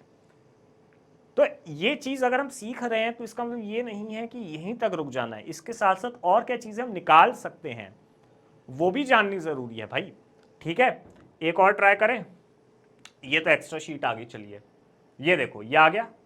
कंपाउंडेड रेशो ऑफ 2:3, 6:11, 11:2, जो मैंने अभी स्टार्टिंग में बताया था, बिल्कुल स्टार्टिंग में बताया था कि एक टर्म आती है कंपाउंडेड रेशो, क्या होता है। तो कंपाउंडेड रेशो अगर आपको जानना ही है तो 2:3, ठीक है, 6:11 एंड 11:2 कंपाउंडेड रेशो। अब कंपाउंडेड के लिए क्या करिए? इन तीनों को मल्टीप्लाई करा दीजिए और इन तीनों को मल्टीप्लाई करा दीजिए। तो ये कितना हो जाएगा? 2 × 6 × 11 रेशो 3 इंटू 11 इंटू 2, ये कितना हो जाएगा आपका। अच्छा, इसमें से अगर कुछ पॉसिबल आप यहीं से काट पाए तो काट दीजिए, क्योंकि वो रेशो है ना, यानी कि फ्रैक्शन की फॉर्म में है, तो कॉमन चीज़ें वैसे भी कैंसिल आउट हो जाएगी। जैसे 2 से 2 कैंसिल हो गया, 11 से 11 कैंसिल हो गया, 3 से ये कैंसिल हो गया 2, यानी कि 2:1, यहीं से डायरेक्ट आ गया आंसर। आप पहले मल्टीप्लाई करेंगे, फिर कुछ कॉमन निकालेंगे, फिर उसे कैंसिल आउट करेंगे, घूम फिर के यहीं पे आना है। तो जब आपको घूम फिर के आना ही यहीं पे है, तो आप पहले ही कैंसिल आउट कर दीजिए ना, जो भी पॉसिबल है, जो भी पॉसिबल चीज़ें कैंसिल आउट और हो रही हैं उसको वहीं रूल आउट कर दो। ठीक है, वहीं रूल आउट कर दो, वहीं रूल आउट कर दो। देखिए द फोर्थ प्रपोर्शन। अब कुछ प्रपोर्शंस के डायरेक्ट सवाल देखते हैं, फिर हम अपने थोड़े अच्छे लेवल के वर्ड प्रॉब्लम्स पे भी चलेंगे। ये तो अभी बेसिक डेवलप हो रहा है आपका, ठीक है, अभी तो बेसिक डेवलप हो रहा है। अब देखिए, अगर आपसे फोर्थ प्रपोर्शनल पूछ रहा है तो इसका मतलब क्या है कि वो आपसे डी पूछ रहा है। अगर फोर्थ प्रपोर्शनल पूछ रहा है तो आपसे डी पूछ रहा है। अब आप कहोगे कि सर ये तीन वैल्यूज क्या हैं। बेसिकली ये तीन वैल्यूज डायरेक्टली ए है, बी है और सी है। A by B equals to C by D, 5/8 equals to 15/d। This is your fourth proportional. तो अब यहां से आपका कैंसिल आउट हो सकता है अगर आप करना चाहें तो 5 3 जा, ठीक है, तो d की वैल्यू क्या आ गई, 3 इंटू 8 24। यानी कि आपका जो फोर्थ प्रपोर्शनल होगा, आप d नहीं बोलेंगे, आप बोलेंगे fourth proportional. Fourth proportional will be 24। Fourth proportional will be 24। ठीक है, एक और ट्राई करें, द मीन प्रपोर्शन, एंड इसके बाद क्या है, थर्ड प्रपोर्शन। मीन प्रपोर्शन देखते हैं क्या आता है। अब इसको निकालने का बड़ा बेहतरीन तरीका हमने देख ही रखा है। ये आपका हो गया बाय डिफॉल्ट ए, ये हो गया सी। मुझे पता है कि मीन प्रपोर्शन क्या होता है। मीन प्रपोर्शन अगर मैं याद करूं तो मुझे पता है कि वो क्या होगा, a इंटू सी होगा अंडर रूट में। तो ये क्या आ जाएगा, 234 into 104। This will be my mean proportion. एक सबसे बड़ी दुविधा ये आती है कि सर अगर हमें मीन प्रपोर्शन निकालना है और इस टाइप के बड़े नंबर दे रखे हैं तो हम इसे क्या मल्टीप्लाई करें, और मल्टीप्लाई कर भी दिया तो हमें कैसे पता चलेगा कि भाई इतने बड़े, क्योंकि देखो 3 डिजिट इंटू 3 डिजिट है, 5 या 6 डिजिट का नंबर आएगा। हमें क्या पता चलेगा कि ये किसका स्क्वायर रूट है, क्योंकि जनरली देखा जाए, आम तरीके से देखा जाए, कॉमन वे से देखा जाए तो हमें ज़्यादा स्क्वायर्स नहीं पता होते हैं। मतलब हार्डली अगर आप देखें एक नॉर्मल बच्चे को 25 से 30 तक के स्क्वायर्स याद होंगे, ठीक है, 50 भी मान लो, लेकिन 100 के बाद के स्क्वायर्स अगर याद हैं किसी को तो बहुत अच्छी बात है, अदरवाइज फिर दिक्कत हो सकती है। तो मैं रिकमेंड करूंगा कि इसको तोड़ दो, इस नंबर को मल्टीप्लाई करने की जगह तोड़ दो। देखो आपको ये तो दिख ही रहा है कि ये एक इवन नंबर है, 2 की टेबल में आएगा, आपको ये भी दिख रहा है कि ये 4 की टेबल में आएगा। क्यों, क्योंकि इसकी लास्ट 2 डिजिट्स 4 से डिविजिबल है। तो किसी नंबर की अगर लास्ट 2 डिजिट्स 4 से डिविजिबल होती है तो वो नंबर 4 का मल्टीपल तो होता ही है। इसको तोड़ के देखते हैं क्या निकल के आता है। 2 निकाल दिया इसमें से, 2 1 ज़ा 2, 2 1 ज़ा 2, 2 7 ज़ा 14 इंटू, यहाँ से 4 निकाल दो, 2 का स्क्वायर 4 निकालो तो 4 2 ज़ा 8, ठीक है, और 4 6 ज़ा 24, ये निकल गया आपका, यही नंबर कुछ ऐसा आ गया। अब और देखते हैं क्या निकाल सकते हैं। देखिए अभी 117 अभी करके देखा है कुछ क्वेश्चन पहले, तो आपको वहां से भी शायद रिकॉल हो रहा होगा। अगर हम कुछ क्वेश्चंस पीछे चलें तो 117 हमने कहीं तो देखा था, जहां तक मेरे को याद आ रहा, यहां पे देखा था ना, 13 9 ज़ा 117। तो अगर मैं इसको डायरेक्ट ही तोड़ दूं, इसको अगर मैं डायरेक्ट ही तोड़ दूं, कहाँ गया कहाँ गया, ये रहा, देखो 2 into 13 into 9 into 2 square into 13 into 2। अब ये क्या आ गया, 2 की कितनी पावर्स आ गई, 2 3 4, 2 की पावर 4 आ गया, इंटू 3 की कितनी पावर्स आई है, 2 आई है, 9 है ना 3 का स्क्वायर, 13 की कितनी आ गई है, 2, 1 और 2। अब इसका स्क्वायर रूट लेना, यानी कि जितनी भी पावर्स इवन है उसका हाफ हो जाएंगी। अगर आपको स्क्वायर रूट हटाना ही है तो स्क्वायर रूट बेसिकली क्या होता है, पावर हाफ पावर हाफ होती है, तो पावर हाफ हटा दीजिए ना, क्या दिक्कत है। तो पावर हाफ अगर आप हटाते हैं और स्क्वायर रूट का साइन हटाते हैं तो ये आ जाएगा 2 का स्क्वायर इंटू 3 इंटू 13, ये आपका आंसर होगा। अब इसको सॉल्व करते हैं तो 12 इंटू 13, और if I am not wrong 12 into 13 will be 156। अब 156 का डायरेक्ट स्क्वायर याद होना इज क्वाइट इम्पॉसिबल, ठीक है। और अगर आपको याद है तो आई एम योर फैन, मैं खुद आपका फैन हूं, ठीक है। तो 156 का स्क्वायर याद होना अपने आप में ही बहुत बड़ी अचीवमेंट है कि अगर आपको 156 का स्क्वायर टिप्स पे याद है। और अगर याद नहीं है 156 का स्क्वायर तो फिर ज़्यादा हीरो बनने की ज़रूरत नहीं है, ठीक है। अपना जो बेसिक तरीका है वो समझें कि भाई स्क्वायर रूट होता कैसे है, फैक्टराइज कर दें और देख लें कि भाई क्या क्या निकल के आ रहा है, ठीक है। तो ये हमारा आ गया, मीन प्रपोर्शन विल बी 156, यानी कि मीन प्रपोर्शन इन दोनों नंबर्स का होगा 156। एक बार मल्टीप्लाई फिर भी करके देख लेते हैं, क्योंकि डायरेक्टली मल्टीप्लाई कर दिया है तो हो सकता है गलत हो जाए। 3 2 6, 2 1 2, 1 3 3, हाँ बिल्कुल 156 ही आ रहा है, ठीक है, करेक्ट है। चलिए और क्वेश्चन देखें, और देखें क्या है पिटारे में। हाँ, थर्ड प्रपोर्शन। थर्ड प्रपोर्शन अगर आपसे पूछ रहा है, यानी कि बेसिकली सी पूछ रहा है, और सी पूछ रहा है तो आपको क्या दे रखा है, ए दे रखा है और बी दे रखा है, ठीक है। अब ए और बी अगर दे रखे हैं और थर्ड प्रपोर्शन पूछ रहा है, यानी कि ए बाई बी जो है बी बाई सी के बराबर होना चाहिए। सी आपसे पूछ रहा है, ए आपको दिया हुआ 0.36, ये आपको बी भी दे रखा है 0.48, और इधर भी बी दे रखा है 0.48, आपसे निकालना है सी। अब एक तो तरीका यह है कि आप डायरेक्ट मल्टीप्लाई करके डिवाइड करवा दो, इसको इससे मल्टीप्लाई कराओ, 0.36 से डिवाइड करवा दो। दूसरा तरीका सिंपल है कि सिंप्लीफाई पहले ही करके देख लो। भाई देखो ये तो खत्म हो जाएगा, डेसिमल से डेसिमल पूरा ही खत्म हो जाएगा, 12 3 जा 12 4 जा, ठीक है। अब सी को अगर मैं निकालता हूं तो मैं 0.48 इंटू 4/3 कह सकता हूं, अब अगर मैं इसको भी मल्टीप्लाई कराने से पहले इसको डिवाइड करवा दूं 0.16, क्योंकि 16 3 जा 48, तो 16 4 जा 64, यानी कि 0.64। तो मेरा आंसर ज्यादा इजीली आ जाएगा, रेदर देन कि मैं पहले 0.48 इंटू 0.48 करवाऊं फिर 0.36 से डिवाइड कराऊं। उससे बेटर है कि मैं पहले सिंप्लीफाई करके देख लूं कहां कहां मैं बचत कर सकता हूं अपने टाइम की, ठीक है। तो ये मेरा आंसर आ जाएगा, ठीक है। और करें, ये तो कुछ बेसिक्स चल रहे हैं अपने, और देखते हैं क्या क्या है। The third proportion to this number. अब ये नंबर कम एक्सप्रेशन ज्यादा है, ये नंबर कम एक्सप्रेशन ज्यादा है, ठीक है। थर्ड प्रपोर्शन पूछ रहा है, यानी कि सी की वैल्यू ही पूछ रहा है। ये क्या है, ए है, ये क्या है, बी है। तो थर्ड प्रपोर्शन का मतलब क्या हुआ, A by B equals to B by सी।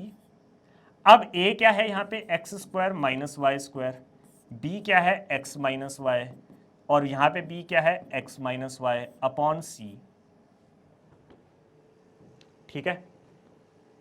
इसमें आप जैसा चाहो वैसे करो, मल्टीप्लाई करा दो या पहले सिंप्लीफाई करा दो, आपकी मर्जी है। क्योंकि हमें पता है, यहाँ पे हमें पता होना चाहिए कि x square minus Y square basically x minus Y into x plus y होता है। तो अब इसको आप कैसे भी मल्टीप्लाई करा लो, X minus Y into x plus Y into C भी इधर ले आओ, equals to X minus Y का एक्स माइनस वाई का होल स्क्वायर। अब होल स्क्वायर से ये कैंसिल आउट हो गया, तो सी की वैल्यू क्या आ जाएगी, x minus y upon x plus y. ये मेरा आंसर आ जाएगा। नंबर की फॉर्म में नहीं आएगा, ऑब्वियस सी बात है ना, क्योंकि एक्सप्रेशंस दे रखे हैं तो एक्सप्रेशन की फॉर्म में ही आएगा। X minus y upon x plus y will be my third proportional, यानी कि सी। ओके, कुछ और ट्राई करें। ये कुछ प्रपोर्शन से रिलेटेड एक वर्ड प्रॉब्लम है, इसको देखते हैं एक बार, इसको देखते हैं। The ratio of third proportional to 12 and 30 and the mean proportional to 9 and 25 is, यानी कि मुझे टेक्निकली थर्ड प्रपोर्शन और मीन प्रपोर्शन का रेशियो बताना है। मुझे बेसिकली क्या बताना है, third proportion ratio mean proportion, ये मुझे बताना है। क्या बता सकता हूं? ट्राई करें, क्या बोलते हो? ट्राई करते हैं। 12 और 13 का थर्ड प्रपोर्शन क्या होगा? अब मैं अगर थर्ड प्रपोर्शन की ही बात करूं, थर्ड प्रपोर्शन की ही अगर मैं बात करूं 12 और 30 का, तो a by B equals to B by C, इसका मतलब क्या हुआ, 12 by 30 equals to 30 by C, ठीक है। 6 2 ज़ा 6 5 ज़ा 2 इंटू 15 ज़ा, ठीक है। तो ये क्या हो जाएगा आपका, c की वैल्यू क्या आ जाएगी, 5 इंटू 15, यानी कि थर्ड प्रपोर्शन की वैल्यू आ गई 5 इंटू 15। अब आपका मन करेगा, बहुत मन करेगा सर मल्टीप्लाई करा दो, करा दो। मैं नहीं कराऊंगा मैं नहीं कराऊंगा, मैं इसको ऐसे ही पढ़ा रहने दूंगा, पढ़ा रहे यहाँ पे। कितना भी मन करे मल्टीप्लाई कराने का मत करवाना, क्योंकि अगर थोड़ा सा भी प्रेजेंस ऑफ माइंड यूज करो तो ऐसा हो सकता है। देखो वर्स्ट केस में तो मल्टीप्लाई कराना ही पड़ेगा, लेकिन ऐसा भी तो हो सकता है ना कि जब मैं मीन प्रपोर्शन निकालूं तो उसमें कुछ ऐसा नंबर आ जाए जो कॉमन कॉमन कट जाए, मुझे मल्टीप्लाई कराना ही ना पड़े, मेरा आंसर वैसे ही शायद आ जाए, या मुझे एक मतलब आसान नंबर मल्टीप्लाई कराना पड़े। आप कहोगे सर ये भी तो आसान है, मेरे को पता है ये आसान है, लेकिन यहां से मैं जो आपको सिखाना चाह रहा हूं वो समझो कि भाई यहाँ पे अगर नंबर थोड़े से हैवी आ जाए अगर, तो आप मल्टीप्लाई कर दो, वहां देखो बाद में उसको मीन प्रपोर्शन निकाला, उसको भी सॉल्व किया, फिर रेशो निकाला, फिर देखा अरे यार इसमें तो कॉमन आ रहा है, उसको भी सिंप्लीफाई करोगे, फिर दोबारा से डिवाइड करोगे। तो द पॉइंट इज कि बहुत बार चीज़ों को ऐसे ही छोड़ देना ज़्यादा बेटर होता है, ये अपने आप ही ठीक हो जाएंगी चीज़ें, ठीक है। अब मीन प्रपोर्शन निकालते हैं। मीन प्रपोर्शन क्या होगा, मीन प्रपोर्शन होगा अंडर रूट ए सी, अंडर रूट में क्या आ गया 9 इंटू 25। अब इसको भी मल्टीप्लाई मत कराओ, स्क्वायर रूट हटा दो, स्क्वायर रूट हटाया तो क्या आ गया 3 इंटू 5, ठीक है। अब इन दोनों का रेशो ले लो, इन दोनों का रेशो ले लो, ठीक है। तो रेशो क्या आएगा 5 इंटू 15 रेशो 3 इंटू 5, 5 से 5 कैंसिल हो गया, 3 से ये कैंसिल हो गया, 3 5 से कुछ मल्टीप्लाई ही नहीं कराना पड़ा, 5 रेशो 1। ये बताना चाह रहा था मैं, आपको मल्टीप्लाई कराने की जरूरत पड़ेगी ही नहीं ना, जब अगर कुछ कॉमन हुआ तो वैसे कैंसिल आउट हो जाएगा। आपको इतनी समझदारी तो रखनी ही रखनी है इसमें कि आप मल्टीप्लाई अगर करा देते हैं बाद में फिर उसको कॉमन निकाल के काटते हैं तो कोई फायदा नहीं होगा आपको, आपका टाइम ही डबल लगेगा, टाइम ही डबल लगेगा। तो क्यों डबल टाइम लगाना, मन बहुत करता है चीज़ों को मल्टीप्लाई कराने का, लेकिन मत कराया करो, जहाँ पे जितनी ज़रूरत हो उतना ही सॉल्व किया करो, ठीक है। अननेसेसरी मेहनत करने का कोई बेनिफिट होगा नहीं आपको वहाँ पे। अब ये देखो, जो टर्म स्टार्टिंग में बताई थी वो एक वर्ड प्रॉब्लम की फॉर्म में आ गई है। एंटीसीडेंट अगर 12 है तो कॉन्सिक्वेंट क्या होगा, एंटीसीडेंट अगर 12 है तो कॉन्सिक्वेंट क्या होगा, ठीक है। एंटीसीडेंट अगर 12 है तो कॉन्सिक्वेंट क्या होगा। तो भाई एंटीसीडेंट क्या होता है, ये होता है, ये आपका एंटीसीडेंट होता है और ये आपका कॉन्सिक्वेंट होता है। तो अगर 3:4 है कोई दो नंबर, तो क्या मैं इसको 3k और 4k कह सकता हूं रेशो को ब्रेक करके। और अगर एंटीसीडेंट 12 है, यानी कि अगर मेरा एंटीसीडेंट अगर 12 है तो यानी कि मेरा 3k भी तो एंटीसीडेंट है, तो इक्वल नहीं हो गया, यानी कि k की वैल्यू क्या आ गई 4 आ गई यहां से। और अगर k की वैल्यू 4 आ गई तो मेरा कॉन्सिक्वेंट क्या होगा, मैंने स्पेलिंग गलत तो नहीं लिख दिया, हाँ ठीक है। कॉन्सिक्वेंट क्या होगा आपका, कॉन्सिक्वेंट है 4k, k की वैल्यू आपको पता ही है 4 इंटू 4 16। तो कुछ बेसिक टर्मिनोलॉजीज भी पता होनी चाहिए कि भाई अगर बाई चांस कोई पूछ ले आपसे तो आपको आइडिया होना चाहिए। एक बड़े से वर्ड प्रॉब्लम में आपको ये दो टर्म्स भी यूज़ कर दी कि भाई इस फलाने बंदे की सैलरी और इस फलाने बंदे की सैलरी, एंटीसीडेंट एंड कॉन्सिक्वेंट ये था, इनकी सैलरीज का एंटीसीडेंट और कॉन्सिक्वेंट ये था, दो बंदों की सैलरीज का एंटीसीडेंट और कॉन्सिक्वेंट ये था। अब आप सोचते रह जाओगे कि यार ये क्या बवाल है कि एंटीसीडेंट ये है राम का और श्याम का कॉन्सिक्वेंट ये है, इनकी सैलरीज मान लो इस टाइप से, तो बेसिकली उनकी सैलरीज का रेशियो ही होगा एंटीसीडेंट और कॉन्सिक्वेंट। तो इस टाइप से आपको ये बेसिक आइडिया होना चाहिए। 4 नंबर्स आर इन प्रपोर्शन, ये अच्छा सवाल है, इसको ट्राई करते हैं, देखते हैं क्या क्या निकल के आता है इसमें से। 4 नंबर्स जो हैं, अच्छा कुछ क्वेश्चंस में क्या होता है एजम्पशन भी चलता है, इसमें आपको एजम्पशन भी लेके चलना पड़ सकता है, एजम्पशन भी लेके चलना पड़ सकता है, ठीक है। 4 नंबर्स प्रपोर्शन में हैं, यानी कि इतना तो मुझे क्लियर है। अब वो 4 नंबर्स कोई भी होंगे, मैं ABCD ले लेता हूँ, ये 4 नंबर्स प्रपोर्शन में हैं, ठीक है। जो मेरे को दिया मैंने यहाँ लिख दिया। Sum of squares of the 4 numbers is 50। चारों नंबर्स का सम ऑफ स्क्वायर क्या है 50 है, यानी कि चारों नंबर्स का सम ऑफ स्क्वायर्स क्या होगा 50 होगा। तो a square plus B square plus c square plus d square क्या होगा 50 के इक्वल आ जाएगा। लो भी ये भी लिख दिया मैंने, ठीक है। चारों नंबर के स्क्वायर्स का सम 50 है, वो भी लिख दिया। चारों नंबर्स प्रपोर्शन में है, वो भी लिख दिया। अब आगे क्या दे रखा है वो देखते हैं। आगे दे रखा है कि सम ऑफ मीन्स इज 5। अब याद करो स्टार्टिंग में मैंने क्या बताया था, जब हम दो रेशोस को इक्वल कहते हैं तो हम कहते हैं कि वो प्रपोर्शन है। तो प्रपोर्शन में भी मैंने 2 टर्म्स बताई थी, एक था मीन और एक था एक्सट्रीम। एक्सट्रीम यानी कि कॉर्नर वाले 2 नंबर और मीन मतलब बीच वाले 2 नंबर। तो अगर कोई 4 नंबर प्रपोर्शन में है, उनका मीन्स का सम जो है वो 5 है, यानी कि मीन्स क्या हुए ये आपका मीन्स है और ये आपका एक्सट्रीम्स है। अगर एक्सट्रीम्स बोलता तो एक्सट्रीम्स ऐड करा देते, मीन्स बोलता तो मीन्स ऐड करा देंगे। जो बोल रहा है वो करा देते हैं ना, क्या पंगेबाजी करनी।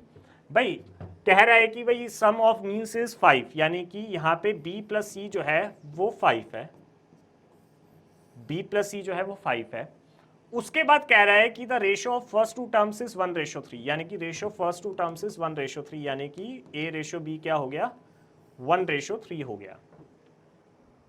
इतना सारा डेटा दे रखा है, मुझसे पूछा क्या है what is the average of 4 numbers. तो देखिए ये क्वेश्चन है आपका प्री आरएमओ लेवल का, ये क्वेश्चन है प्री आरएमओ लेवल का। अभी तक तो हम बेस बना रहे थे, स्टार्टिंग थी हमारी कि भाई सारी चीजें एक बार जान ले। अब इस एक क्वेश्चन में कितनी सारी टर्म्स यूज हो गई, प्रपोर्शन यूज हो गया, सम ऑफ मीन्स यूज हो गया, एवरेज यूज हो रहा है,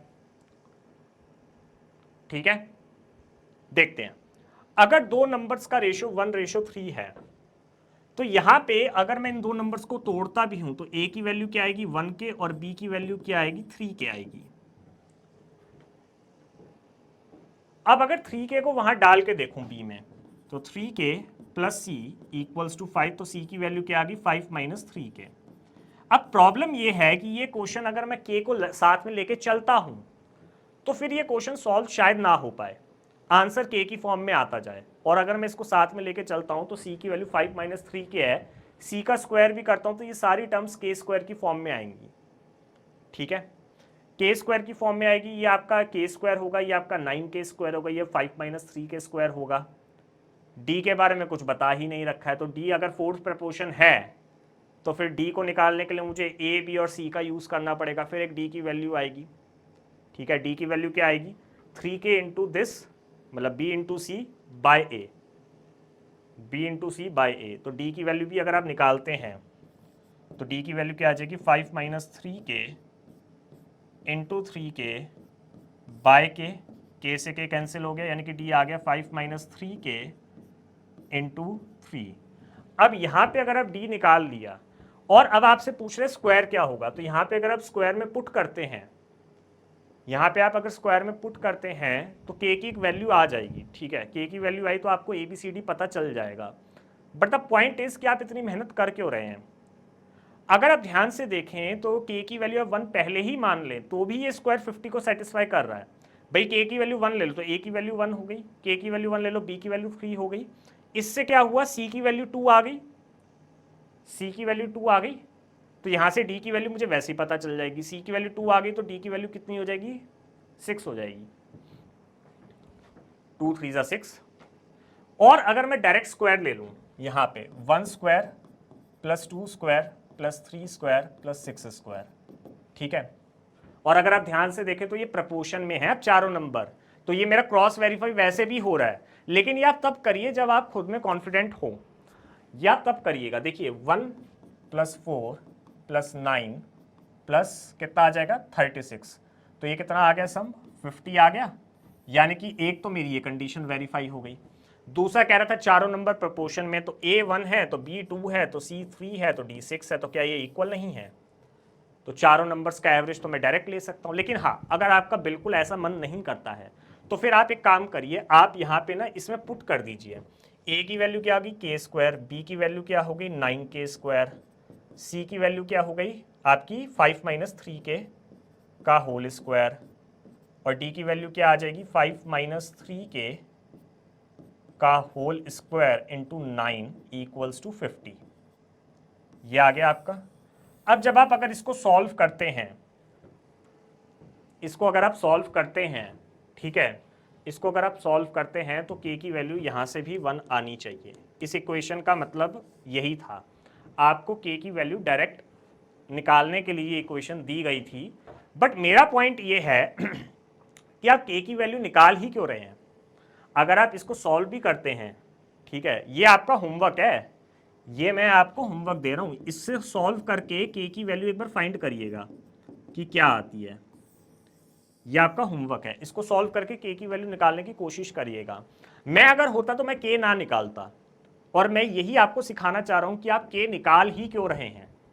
आपको दो हिंट तो वैसे ही चिल्ला चिल्ला के बोल रहे हैं कि भाई 4 नंबर प्रपोर्शन में है, सॉरी हाँ 4 नंबर प्रपोर्शन में है, a upon b equals to c upon d, दो नंबर्स का सम 5 है, मीन्स का सम 5 है, चारों के स्क्वायर का सम 50 है, दो नंबर्स 1:3 में है, तो एक नंबर अगर एक ले लो दूसरा 3 ले लो, तो उससे आपका तीसरा नंबर C2 आ गया। यहाँ पे अगर आप B को 3 पुट करते हो, तो अगर आप directly 3 plus C equals to 5 put करते हो तो C2 आ गया। अब C2 आ गया तो वहाँ से आपका D भी आ जाएगा 6। वो तो आप वैसे प्रीज्यूम कर सकते हो ना, प्री एज्यूम कर सकते हो, प्री एज्यूम कर सकते हो, क्योंकि चारों नंबर प्रपोर्शन में A1 है B2 है C3 है, तो D को 6 ही होना पड़ेगा, तभी तो वो 1/2 और 1/2 इक्वल होंगे। और फिर मैंने क्रॉस वेरीफाई करके देखा, हाँ अगर ये 50 के इक्वल ना आता बाई चांस, जो कि आना चाहिए, अगर हम स्मार्टली प्ले करें तो आना चाहिए, अगर ना इक्वल आता तो फिर आपको दूसरा हथियार तो मैंने दे ही रखा है, के ले लो, फिर ए को के ले लो, बी को 3 के ले लो, सी आपका 5 माइनस 3 के आ गया, डी आपका 5 माइनस 3 के इंटू 3 आ गया, पुट करो, के की वैल्यू निकालो, के मेरे हिसाब से 1 आना चाहिए। तो ये आपका होमवर्क है, एक बार ट्राई कीजिएगा और कमेंट्स में लिख के बताइएगा। जो भी लोग सिंसियरली इन लेक्चर्स को पढ़ रहे हैं, एक बार कमेंट में जब भी लेक्चर अपलोड होगा तो एक बार कमेंट में उसमें लिख के बताइएगा कि क्या आपका K1 आ रहा है, और अगर नहीं भी आ रहा तो भी बताइएगा, ठीक है, कि K1 आ रहा है सर या नहीं आ रहा है। चलिए आगे चले। बहुत बहुत बहुत प्यारा सवाल है, ठीक है, वेरी गुड, बहुत प्यारा सवाल है।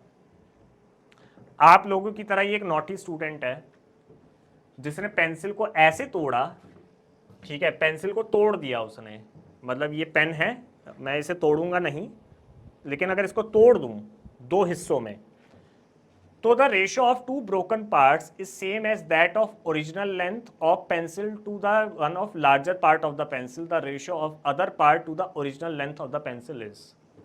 मुझे इसमें कुछ भी नहीं पता, मुझे इसमें कुछ भी नहीं पता है, ठीक है, मुझे इसमें कुछ भी नहीं पता है, फिर मैं अब क्या करूं? मुझे इसमें कुछ भी नहीं पता है, तो फिर अब इसमें क्या कर सकते हैं? ठीक है, एक काम करते हैं, एक इमेजिनरी पेंसिल बना के देखते हैं। देखिए, अगर मैं एक इमेजिनरी पेंसिल बनाऊं, मान लेते हैं बड़ा वाला पार्ट ए है और छोटा वाला पार्ट बी है, तो पेंसिल की टोटल लेंथ कितनी हो गई ए प्लस बी, ठीक है, बड़ा वाला पार्ट ए ले लिया, छोटा वाला बी ले लिया। अब आगे कह रहा है the ratio of two broken parts, अब दो ब्रोकन पार्ट्स का रेशियो है ये, is same as that of original length of the pencil, is same as that of original length हो गई a plus b to one of the larger part of the pencil, larger part कितना है a है। अब इसको solve अगर हम करके देखें तो ये कितना आएगा a square equals to a B plus B square, इसको क्या मैं ऐसे लिख सकता हूँ a square minus A b minus b square equals to 0, कर सकते हैं ऐसा। अब यहां पे एक क्वाड्रेटिक इक्वेशन में दो वेरिएबल्स आ रखे हैं a और b, मैं दोनों अगर लेंथ का, पूरी पेंसिल को दो हिस्सों में तोड़ा है, दो लेंथ्स आ गई ए और बी, उसको अगर ए रेशो बी कर दूं और यहां पे लेट कर लूं कि b equals to 1, let b equals to 1, ये अभी पता चल जाएगा क्यों 1 लेट किया है। तो मैं इसको कह सकता हूं ए रेशो 1, थोड़ी देर के लिए, मैं इसको परमानेंट नहीं कर रहा हूं, थोड़ी देर के लिए 1 रख रहा हूं। 1 रखने से क्या होगा कि मुझे एक ही टर्म्स में दो वैल्यूज मिल जाएंगी क्वाड्रेटिक इक्वेशन की। तो ये आपका क्या हो गया, A square minus A minus 1 equals to 0। क्या ऐसे लिखा जा सकता है, A square minus A minus 1 equals to 0। अब जब इसको ऐसे लिख दिया, उसके बाद अब मेरे को इसके दो रूट्स चाहिए, तो दो रूट्स कैसे निकल सकते हैं। देखिए क्वाड्रेटिक इक्वेशन का एक डायरेक्ट फॉर्मूला होता है, वो कौन सा फॉर्मूला होता है, ए इक्वल्स टू माइनस बी, ये ए मतलब ए की वैल्यू, रूट्स आएंगे ना दो, plus minus under root B square minus 4ac by 2a। ठीक है, ये a और ये a सेम नहीं है, ये a बेसिकली a की वैल्यू है जो रूट्स हैं, और ये है abc कोफिशिएंट्स। अब यहाँ पे इसको पुट करते हैं, -1, इसको ऐसे लिख सकते हैं, minus of -1 plus minus under root -1 का स्क्वायर, ठीक है, -4a1c कितना हो गया, -1 अपॉन 2। तो ये सॉल्व करके कितना आ जाएगा, 1 प्लस माइनस अंडर रूट 5/2, यानी a की दो वैल्यूज आई, a या तो 1 माइनस रूट 5/2 होगा या 1 प्लस रूट 5/2 होगा। ठीक है, अब लेंथ जो है पेंसिल की, चाहे वो छोटी लेंथ हो या बड़ी लेंथ हो, वो नेगेटिव तो नहीं हो सकती ना। अब देखो अगर आप ध्यान से 1 माइनस रूट 5 एक नेगेटिव वैल्यू हो जाएगी, क्योंकि रूट 5 की जो वैल्यू है वो 2 से थोड़ी बड़ी आएगी, तो 1 माइनस रूट 5 एक नेगेटिव वैल्यू हो गई, तो ये तो पॉसिबल नहीं है। पॉसिबल क्या है, ये है ए रेशो बी को मैंने ए रेशो 1 लिया था थोड़ी देर के लिए, तो अगर ए रेशो 1 लेता हूं तो इसका मतलब क्या आया, ए की वैल्यू क्या आई, 1 प्लस रूट 5/2 रेशो 1, यही था ए रेशो बी, तो ये कितना आ गया, 1 प्लस रूट 5 रेशो 2। तो मैंने बेसिकली क्या किया था, बी को हटा के थोड़ी देर के लिए 1 रख लिया था, क्योंकि ए की वैल्यू फ्रैक्शन में आनी थी, और फ्रैक्शन में आने की वजह से जो नीचे वाला पार्ट था वो वापस उधर चला ही जाना था, तो यहां से मेरे को ए और बी मिल गया। अब मेरे से पूछा क्या गया, मेरे से पूछा गया था ratio of other part. Other part क्या है, other part to original length. तो अदर पार्ट क्या होगा, अदर पार्ट होगा मेरा बी, और ओरिजिनल लेंथ क्या होगा, ए प्लस बी। अब यहाँ पे b कितना है, 2 है, a प्लस बी कितना है, 2 प्लस 1 प्लस रूट 5, यानी कि नया रेशो क्या आ गया, 2:3 प्लस रूट 5। अब देखो कितना बेहतरीन तरीके से हमने सॉल्व किया है कि हमारे पास कुछ भी डेटा नहीं था और उसमें से भी हमने एक रेशो निकाल के रख दिया। पूरे क्वेश्चन में एक भी डेटा नहीं था, फिर भी हमने रेशो निकाल के रख दिया। b को बस 1 लिया है थोड़ी देर के लिए, ताकि a की एक वैल्यू आ जाए, और जो उसका फ्रैक्शन वाला पार्ट है वो b को वापस दे दिया हमने। ठीक है, अगर आप a की वैल्यू 1 प्लस रूट 5 और b की वैल्यू 2 दोबारा से डालते हैं इस वाली इक्वेशन में, तो वापस 0 आ ही जाएगा, वापस 0 आ ही जाएगा। ठीक है, चलिए और करें, और ट्राई करें, देखते हैं। ये एक सवाल है, a cube plus B cube upon a cube minus B cube equals to 133 upon 170। आपके मन में सबसे पहले ये ख्याल आएगा कि सर आइडेंटिटी लगा दो, ए क्यूब प्लस बी क्यूब की लगा दो और ए क्यूब माइनस बी क्यूब की लगा दो। ठीक है, ए क्यूब प्लस बी क्यूब की लगा दो और ए क्यूब माइनस बी क्यूब की लगा दो आइडेंटिटी। तो A cube plus B cube की आइडेंटिटी आप लगा भी दो और ए क्यूब माइनस बी क्यूब की आइडेंटिटी आप लगा भी दो, तो उससे आपको फायदा कुछ नहीं होगा, क्योंकि A cube plus B cube की आप आइडेंटिटी लगाओगे तो वो कुछ ऐसा आएगा, A square minus A B plus B square. A cube minus B cube की लगाओगे तो A square plus A B plus B square, उसके साथ कुछ होगा।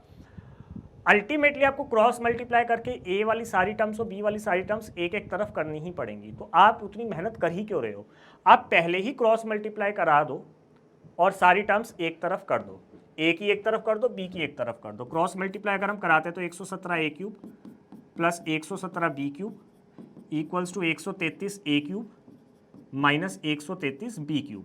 ठीक है, बी वाली टर्म इधर ले आओ, ए वाली टर्म इधर ले जाओ, तो ये क्या हो जाएगा 133 बी क्यूब, ये क्यूब है, ठीक है, plus 117 B cube equals to 133 A cube minus 117 A cube, तो ये कितना हो जाएगा 16 ए क्यूब, और ये कितना हो जाएगा 250 बी क्यूब। अब ये कितना हो जाएगा 250 upon 16 equals to A cube upon B cube, ठीक है। थोड़ा सिंप्लीफाई करके देखें तो A cube plus B cube equals to 125/8 लिख सकता हूं मैं, 2 से 2 कैंसिल कर दिया, यहाँ पे एक 2 था, यहाँ पे एक 2 था, अब इसका क्यूब रूट ले लो, तो ये कितना आ जाएगा 5/2, ठीक है। मैंने क्या करा है, सब ट्रिप्लीकेट कर दिया एक तरीके से, तो ए रेशो बी कितना आ गया 5:2, ओके। चलिए और एक सवाल देखें, वाह, a student obtained equal marks in history and sociology, the ratio of marks in sociology and geography is 2:3। ये जो डेटा दिया हो इसको पहले लिख लेते हैं, सोशियोलॉजी और ज्योग्राफी में कितने मार्क्स है 2:3 है, ठीक है, और हिस्ट्री और फिलोसफी में कितने हैं 1:2। आगे क्या कह रहा है, if he has scored aggregate of 55% marks, अगर उसने एग्रीगेट 55% स्कोर किया है और the maximum marks in each subject is same, यानी कि एक तरीके से अगर आप देखें तो जो पूरा डेटा है सवाल का वो रेशो या परसेंटेज में दिया हुआ है। तो मैंने आपको अभी बताया था थोड़ी देर पहले कि डेटा अगर रेशो या परसेंटेज में दिया हो तो आप क्या करेंगे, आप कुछ भी वैल्यू लेट कर लीजिए, आपके आंसर पे फर्क नहीं पड़ने वाला है, ठीक है। तो अगर आप मैक्सिमम मार्क्स 100 लेट कर लें, 4 सब्जेक्ट है, let maximum marks be 100 for 4 subjects, ये कितना हो जाएगा 400, 55% एग्रीगेट आया है चारों सब्जेक्ट्स में, तो ये कितना हो गया 220, कह सकते हैं ऐसा, क्या हम कह सकते हैं ऐसा। अब 220 नंबर आए हैं चारों सब्जेक्ट्स में टोटल, और अगर इसको मैं ये जो रेशो दे रखा है इसको ब्रेक करूं तो मैं 2x 3x कह सकता हूं, इसको y और 2y भी कह सकता हूं। अब अगर ध्यान से देखें तो जो पहली लाइन है वो कह रहा है student obtained equal marks in history and sociology, sociology और हिस्ट्री में उसके इक्वल मार्क्स आए, यानी कि y जो है 2x के बराबर है। ये आपका क्या हो गया हिस्ट्री, ये आपका क्या हो गया सोशियोलॉजी, इक्वल मार्क्स आए हैं, और चारों सब्जेक्ट्स का सम कितना है 220 के बराबर है, यानी कि 2x plus 3x plus y plus 2y equals to 220, ठीक है। 2x तो हो गया y की इक्वल, 3x अब किसके इक्वल होगा भाई, अब सिंपल है ना भाई, अगर 2x y की इक्वल है तो x y/2 के इक्वल होगा, तो 3x किसके इक्वल होगा 3x 3y/2 plus y plus 2y equals to 220, ये कितना हो जाएगा 2y plus 3y plus 2y plus 4y equals to 440, ऐसा लिख सकते हैं। अब इसके बाद क्या होगा, इसका अगर आप सम कर दें तो ये आ जाएगा 11y, तो y की वैल्यू कितनी आ गई 40, y की वैल्यू कितनी आ गई 40 आ गई। अब y की वैल्यू अगर 40 आ गई है तो x की वैल्यू निकल सकती है भाई, y इक्वल्स टू 2x है ना, यानी कि 40 इक्वल्स टू 2x, यानी कि x की वैल्यू कितनी आ गई 20 आ गई।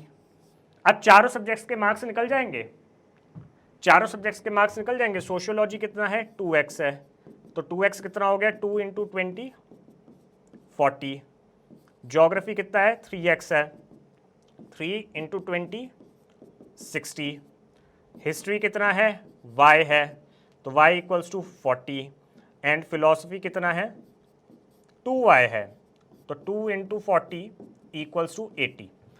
कितने सब्जेक्ट्स ऐसे हैं जिसमें उसके 60% या उससे ज़्यादा नंबर आए हैं, एक ज्योग्राफी में आया है और एक फिलॉसफी में आया है, खत्म। अब आप सोचेंगे कि सर आपने तो अपनी तरफ से कोई भी नंबर ले लिया, 100 ले लिया मैक्सिमम, उससे टोटल मैक्सिमम आया 400, एग्रीगेट आ गए 220, अगर मैं कोई और वैल्यू लेता तो क्या मेरे आंसर पे फर्क पड़ता, नहीं पड़ता। कोई भी वैल्यू आप ले लीजिए मैक्सिमम मार्क्स की, आपके आंसर पे फर्क नहीं पड़ता। फर्क कहाँ पड़ता, आप अगर यहाँ 100 की जगह कोई और नंबर लेते तो यहाँ कुछ और नंबर आता, यहाँ कुछ और नंबर आता तो यहाँ कुछ और नंबर आता, यहाँ कुछ और नंबर आता तो y और x की वैल्यू कुछ और आती। ये बात तो मानते हैं। y और x की वैल्यू अगर कुछ और आती तो यहाँ पे चारों सब्जेक्ट्स के मार्क्स कुछ और आते, लेकिन उससे परसेंटेज थोड़ा ना चेंज हो जाती। भाई अगर यहाँ पे 40 60 40 80 आया है, क्यों आया, क्योंकि आपने मैक्सिमम मार्क्स 100 लिए हैं। अब अगर आप मैक्सिमम मार्क्स 200 ले लो एक सब्जेक्ट के, तो 4 सब्जेक्ट्स के 800 हो गए, तो 220 की जगह 440 आ जाता। 440 होने की वजह से क्या होता है, ये जितनी वैल्यूज हैं डबल हो जाती है। ये 80 होता है, ये 120 होता है, ये 80 होता है, ये 160 हो जाता। लेकिन क्वेश्चन तो अगेन वही है ना कि कितने सब्जेक्ट्स में उसके 60% या उससे ज़्यादा आया है। आंसर तो ज्योग्राफी फिलोसफी रहता ना, समझे। आप कोई भी वैल्यू लेट कर लो, डेटा अगर परसेंटेज और रेशियो में गिवन है तो आपके आंसर पे फर्क नहीं पड़ने वाला है। आपकी वैल्यूज जरूर क्वेश्चन के अंदर चेंज होती हुई दिखेंगी, लेकिन अल्टीमेटली आपका आंसर सेम आ जाएगा। ठीक है, चलिए और ट्राई करते हैं। वाह, Hutch and Isar entered into A partnership in just 5 months अगो, मतलब 5 महीने पहले ये पार्टनरशिप में आए थे। The ratio of profit claimed by Hutch and Isar is 6:17, यानी कि हच और इसार का जो प्रॉफिट रेशियो है, हच और इसार का जो प्रॉफिट रेशियो है दैट इज 6:17। ठीक है। If Isar had just started it's business 12 months ago with 1275 रुपए, तो इसने हच ने कितना कंट्रीब्यूट किया, ये सवाल है। ठीक है, ये सवाल है पार्टनरशिप का। पार्टनरशिप कैसे वर्क करती है कि अगर कोई इंसान एक्स अमाउंट कंट्रीब्यूट कर रहा है बिजनेस में फॉर वाई मंथ्स, तो एक्स इंटू वाई बेसिकली उसके प्रॉफिट के रेशियो के बराबर होगा। ठीक है, मैं आपको एक्सप्लेन करता हूं कैसे। देखिए, अगर आपके ₹1 इंटू टाइम 1 से मल्टीप्लाई करा दिए, टाइम इन वर्क जैसा दिख रहा होगा आपको, ये आदमी into days equals to work 1 divided by कुछ और आदमी इंटू कुछ और डेज इक्वल्स टू वर्क 2, तो ये आ जाएगा आपका ₹2 इंटू टाइम 2 इक्वल्स टू, ये किसके बराबर आ जाएगा, प्रॉफिट 1 अपॉन प्रॉफिट 2 के। तो यहाँ पे 1275 रुपए इसार ने इन्वेस्ट करे। इसार ने अगर इन्वेस्ट करे तो किसके ये आ जाएगा इक्वल, इसार के 1275 रुपए, और 12 महीने तक इसार ने इन्वेस्ट किए हैं, 12 महीने तक, क्योंकि 12 महीने पहले बिजनेस उसने शुरू किया। लेकिन पार्टनरशिप 5 महीने पहले हुई है, इसका मतलब क्या हुआ कि हच जो है उसने अपना पैसा सिर्फ 5 महीने के लिए लगाया। हच ने अपना पैसा सिर्फ 5 महीने के लिए लगाया, तो 5 महीने से मल्टीप्लाई करवाया, कितने रुपीस मुझे नहीं पता। क्या अब हम ये निकाल सकते हैं, ये सॉल्व करना है बस। ये आ जाएगा 255, ठीक है, ये आ जाएगा 15, तो x की वैल्यू कितनी आ जाएगी, 72 इंटू 15, 1080, यानी कि हच ने जो पैसा इन्वेस्ट किया है 5 महीनों के लिए वो करा है 1080 रुपये। ठीक है, अगला क्वेश्चन देखें, ये भी अच्छा सवाल है, इसको ट्राई करें। ये कह रहा है कि भाई एक कैंपेन चलाया गया चाइल्ड लेबर के अगेंस्ट 3 फैक्ट्रीज में ABC, देखा गया कि टोटल 33 बच्चे हैं बिलो 18 ईयर्स, मतलब जो चाइल्ड लेबर कर रहे हैं। तो A + B + C टोटल 33 बच्चे हैं जो चाइल्ड लेबर कर रहे थे। A, B और C का इंडिविजुअली रेशियो दे रखा है मेल और फीमेल का। A का दे रखा है कितना, 4:3, B का कितना दे रखा है 3:2, एंड C का कितना दे रखा है 5:4, यानी कि 4x male 3x female, 3y male 2y female, 5z male 4z female. ठीक, उसके आगे कह रहा है कि if the number of female children working in factories B and C are equal, B और C में जो फीमेल्स काम कर रही हैं वो सेम है, इक्वल है, यानी कि ये जो दो चीज़ें हैं ये इक्वल होनी चाहिए। 2y = 4z, यानी कि y = 2z, ये सेम होना चाहिए। ठीक है, और मुझे पता है तीनों फैक्ट्रीज का सम 33 के बराबर है, तो मैं क्या सबको ऐड करके लिख सकता हूँ, इन सबको ऐड करा दो, मेल प्लस फीमेल तीनों फैक्ट्रीज का। 4x + 3x + 3y + 2y + 5z + 4z = 33। ठीक है, ऐसा लिख दिया A B C। अब एक काम करते हैं, y जो है 2z के बराबर है, y 2z के बराबर है, तो ये कितना हो जाएगा, ये कितना हो जाएगा आपका 4z हो जाएगा, ये कितना हो जाएगा 6z हो जाएगा, बाकी को एज इट इज चला दो, 4x plus 3x plus 5z plus 4z equals to 33। ये कितना आ गया 7x plus 19z equals to 33। इसके आगे अब मैं सॉल्व नहीं कर सकता हूँ, ये मेरी आखिरी वो थी, मेरी आखिरी लिमिटेशन थी, या कह लीजिए कि मेरी लिमिटेशन अब शुरू हुई है, ये आखिरी स्टेप था इस क्वेश्चन का। इसके आगे अब मैं सॉल्व नहीं कर सकता हूँ। मेरे पास एक लीनियर इक्वेशन है जिसमें दो वेरिएबल हैं, x और z जो हैं दो वेरिएबल्स हैं, 7x plus 19z equals to 33। लेकिन मैं ये ज़रूर जानता हूँ कि बच्चे हमेशा पॉजिटिव इंटीजर्स ही होते हैं, नेगेटिव बच्चे हो नहीं सकते, डेसिमल में बच्चे हो नहीं सकते, 2.5 बच्चे, 2.25 बच्चे, 3.25 बच्चे, इस टाइप से तो नहीं होते हैं। बच्चे तो 2, 3, 4, 5 इस फॉर्मेट में होते हैं। तो इस इक्वेशन को अगर आप ध्यान से देखें तो z की एक ही वैल्यू आ सकती है जो कि है 1। z सिर्फ 1 ले सकता है, क्योंकि z अगर 1 लेता है तो ये 7x किसके बराबर हो जाएगा 14 के, तो x की वैल्यू कितनी आ गई 2, x की वैल्यू कितनी आ गई 2। अब z 1 आ गया है तो y की वैल्यू क्या आ गई 2 आ गई, हो गया सॉल्व। अब आगे क्या कह रहा है, number of female children working in factory A, female children working in factory is 3x, ठीक है, females in A that is 3x, x की वैल्यू कितनी आई है 2 आई है, तो 3 इंटू 2 यानी कि 6। तो बेसिकली 6 फीमेल्स जो हैं वो होंगी फैक्ट्री ए के अंदर, ठीक है। अब आप कोई भी मेल फीमेल इसमें से निकाल सकते थे, लेकिन हाँ यहाँ से आपको आइडिया लगाना था कि भाई z की वैल्यू एक ही हो सकती है 1, z की वैल्यू 2 नहीं हो सकती, नेगेटिव आ जाता x, z की वैल्यू 1 से छोटी भी नहीं हो सकती है क्योंकि फिर वो डेसिमल में आ जाता, z की वैल्यू 0 नहीं हो सकती है क्योंकि 0 रखते हैं तो फिर सी वाली फैक्ट्री में तो कोई एम्प्लॉय नहीं हो, सॉरी कोई बच्चा ही नहीं होता काम करने के लिए। चलिए आगे चले, आगे देखते हैं क्या है। ओहो, अलग सर के पास n चॉकलेट्स हैं, he distributed them among 4 children in the ratio 1/2, ratio 1/3, ratio 1/5, ratio 1/8।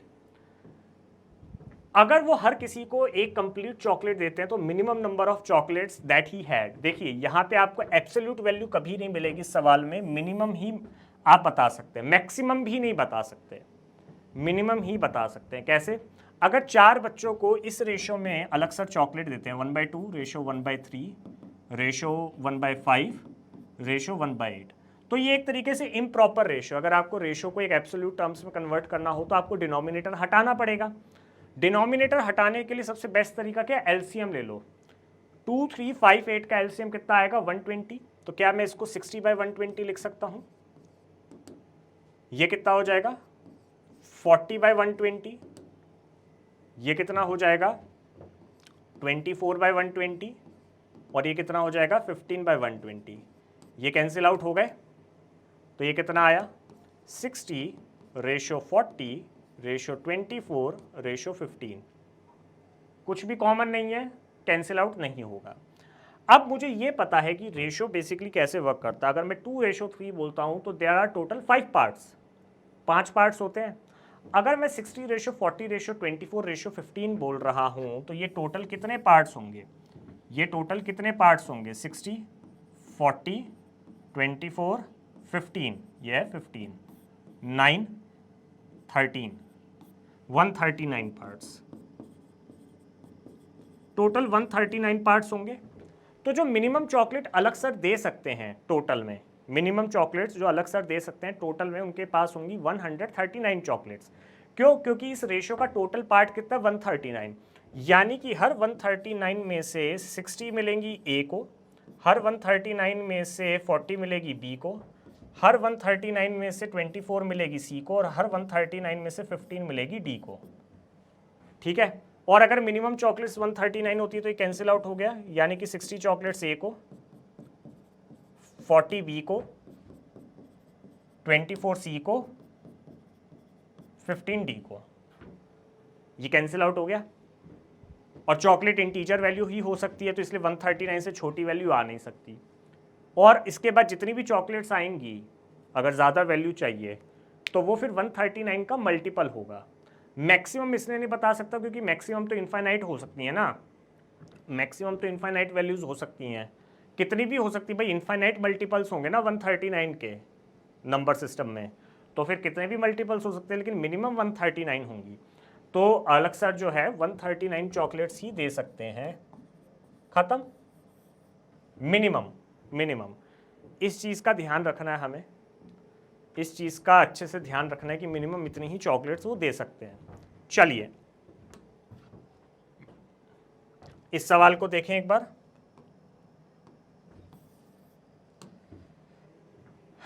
ये क्वेश्चन करके देखते हैं। अगर m प्लस एन जो है रेशो में m minus n, m plus n ratio m minus n ratio m n 7:1:60 के बराबर अगर है, ठीक है, तो मुझे बताना है 1/m रेशो 1/n। देखने में बड़ा अजीब लग रहा है, बड़ा भयानक सा लग रहा है, लेकिन अगर हमें एक हथियार याद हो अपना, एक टूल अगर हमें याद हो, तो वो क्या होता है, क्या होता है, कॉम्पोनेंडो डिविडेंडो। देखो इसको यूज़ कैसे करोगे भाई, m प्लस एन आप ले लो 7x के बराबर, m माइनस एन ले लो x के बराबर, और m इंटू एन ले लो 60x के बराबर, ऐसे कर सकते हैं। रेशो ब्रेक कर दिया। अब मुझे ये भी पता है कि ये रेशो में यानी कि अपॉन में लिखा जा सकता है, m plus n upon m minus n equals to 7x upon x, 7x upon x लिखा जा सकता है। इसको देखिए एक बार, क्या हम ऐसे लिख सकते हैं। अब क्या मैं इसको डायरेक्टली ऐसे लिख सकता हूं, m by n equals to 4x upon 3x, क्या ऐसे लिख सकता हूं, कॉम्पोनेंडो डिविडेंडो हो गया ना ये। इसको वापस ऐसे भी तो लिख सकते हैं भाई, m plus n 4 plus 3 7, m minus n 4x minus 3x, x हो गया। तो यानी कि इसको मैंने ऐसे लिख दिया। ये अगर आपको ध्यान ना आए तो ये कॉम्पोनेंडो डिविडेंडो याद करिएगा, componendo and dividendo, componendo and dividendo, m by n 4x upon 3x, क्योंकि अगर मैं इसको करता हूं तो वापस वही आ जाएगा, यही चीज़ वापस आ जाएगी, ठीक है। तो करें आगे, अगर ये समझ में आ गया तो। ये कुछ नहीं किया है, मैंने प्रिज्यूम करा है कि भाई अगर m by N 4x by 3x होगा, क्योंकि 4 प्लस 3 7 और 4 माइनस 3 1, तो 4 प्लस 3 7, 4 माइनस 3 1, तो 4x अपॉन 3x, तो m इंटू एन 60x है, तो m की वैल्यू कितनी है 4x, n की वैल्यू कितनी है 3x, तो क्या मैं लिख सकता हूँ 4x into 3x equals to 60x, x से x कैंसिल, तो ये कितना हो गया 12x इक्वल्स टू 60, x की वैल्यू कितनी आ गई 5। अगर x की वैल्यू 5 आ गई तो m की वैल्यू क्या है 4x है यानी कि 20, n की वैल्यू क्या है 3x है यानी कि 15, ये हो गया m और n, 20 और 15 आ गया m और n। अब मेरे को क्या निकालना है 1/m ratio 1/n, 1/20 ratio 1/15, LCM लेने की ज़रूरत नहीं है, इसको क्रॉस कर दो, 15:20, 5 3 ज़ा 5 4 ज़ा यानी कि 3:4, तो 1/m रेशो 1/n कितना हो जाएगा 3:4 हो जाएगा, और ये मेरा आंसर है, ठीक है। चलें आगे और ट्राई करें, थके तो नहीं। The speeds of Anjali ma'am, Neeraj sir and अलग सर एंड रेशो 3:5:6, मैंने ऐसे नाम लिख दिए, ठीक है। तो 3:5:6 है स्पीड्स का रेशो। तो भाई speed of Anjali ma'am is let's say 3x, speed of Neeraj sir is 5x, ठीक है, स्पीड ऑफ अलग सर इज 6x। स्पीड होती क्या है, स्पीड क्या होती है, डिस्टेंस अपॉन टाइम होता है। तो क्या मैं कह सकता हूं कि टाइम ऑफ अंजलि मैम, अभी इसका शॉर्ट फॉर्म भी दिखाता हूं, टाइम ऑफ अंजलि मैम कितना होगा, distance upon speed of Anjali ma'am, time of Neeraj sir यानी कि मेरा टाइम कितना होगा, distance upon 5x, and time of अलग सर कितना होगा, डिस्टेंस अपॉन 6x। अब मुझे टाइम का रेशो चाहिए, मुझे टाइम का रेशो निकालना है, टाइम का तो निकालना है रेशो। तो टाइम का रेशो क्या हो गया, time of an ratio time of n ratio time of ak कितना हो गया, d/3x ratio d/5x ratio d/6x, d से d कैंसिल हो गया, x से x कैंसिल हो गया, 1/3 रेशो 1/5 रेशो 1/6। 3, 5, 6 का एलसीएम कितना होगा, 30 ले सकते हैं। 30 अगर एलसीएम ले लूँ तो क्या मैं कह सकता हूँ 10/30, ठीक है, 3 10 5 6 होता है तो 6/30 एंड 6 5 यानी कि 5/30। तो 30 से 30 कैंसिल हो गए, 10 रेशो 6 रेशो 5, 10 रेशो 6 रेशो 5। लेकिन ये सब करने की ज़रूरत नहीं थी, आप इसको डायरेक्टली भी कर सकते थे। लास्ट में आपने आना उसी पॉइंट पे था। सी, हमें पता है, हमें एक चीज़ तो पक्के से पता है कि speed is inversely proportional to time. अगर डिस्टेंस सेम है तो speed is inversely proportional to time, जितनी स्पीड होगी उसका उल्टा टाइम होगा। तो जो स्पीड का रेशो है, टेक्निकली जो टाइम का रेशो है उसका रेसिप्रोकल हो जाएगा रेशो की फॉर्म में। रेशो में अगर स्पीड दे रखी होती है तो टाइम का रेशो उसका रेसिप्रोकल हो जाता है। तो अगर स्पीड का रेशो 3:5:6 है, अगर स्पीड का रेशो 3:5:6 है, ये स्पीड है, ठीक है, टाइम का रेशो कितना हो जाएगा, डायरेक्ट लिख सकते हो उसका रेसिप्रोकल 1/3 रेशो 1/5 रेशो 1/6। इसको सॉल्व करते तो वापस वही आता 10/30 रेशो 6/30 रेशो 5/30 यानी कि 10 रेशो 6 रेशो 5। तो अगर आपको टाइम स्पीड डिस्टेंस का कॉन्सेप्ट थोड़ा सा भी याद है कि speed is inversely proportional to time, तो आप फिर इस टाइप से रेशो कर सकते हैं, ठीक है। चलिए आगे देखते हैं और क्या है पिटारे में। हा प्रीवियस ईयर क्वेश्चन आ गया, ये तो PYQs आ गए भाई, ये तो आपके PYQs आ गए, ये तो आपके PYQs आ गए। चलिए, in a class total number of boys and girls are in ratio 4:3। Boys और गर्ल्स का रेशो है 4:3, ठीक है। On one day it was found that 8 boys and 14 girls were absent from the class and that the number of boys was square of number of girls। अब आप अगर इसको question को देखें तो आपको एहसास होगा कि ये प्री आरएमओ 2017 का सवाल है और इससे थोड़े से भी टफ क्वेश्चंस आप इससे पहले कर चुके हैं, थोड़े से ज़्यादा ही लेवल के आपने कुछ वर्ड प्रॉब्लम्स इससे पहले देखे हैं, ठीक है। तो यहाँ पे 4:3 है अगर बॉयज़ और गर्ल्स का रेशो, तो क्या मैं कह सकता हूँ कि जो बॉयज़ हैं वो 4x होंगे और जो गर्ल्स हैं वो 3x होंगी। अब अगर 8 बच्चे 8 बॉयज़ एब्सेंट हो जाएं तो 4x - 8 हो जाएगा, अगर 8 बॉयज़ एब्सेंट हो जाएं तो, और अगर 14 गर्ल्स एब्सेंट हो जाएं तो 3x - 14 हो जाएगा। कम हो गए ना बच्चे, बच्चे कम हो गए। एंड दैट उसके आगे क्या कह रहा है, and that number of boys वो square of number of girls, यानी कि ये जो है इसका स्क्वायर है। तो 4x - 8 should be equal to 3x - 14 का स्क्वायर। अब क्या करना था, कुछ भी नहीं, इसको ओपन कर दो, स्क्वायर बना दो, ओपन करके स्क्वायर बना दो, मतलब इसको ओपन कर दो और स्क्वायर की टर्म्स में क्वाड्रेटिक इक्वेशन बना दो। तो 4x - 8 equals to 9x square plus 196 minus, ठीक है, माइनस कितना हो जाएगा 6 × 14 84, ठीक है, 84x 2xy हो गया ना 2ab, तो 6 × 84 कितना होगा, 6 × 14 कितना होगा 84 होगा, ठीक है। अब इसको सॉल्व करते हैं थोड़ा सा, एक तरफ ले जाते हैं सबको, 9x² minus 84x plus 196 minus 4x plus 8 equals to 0।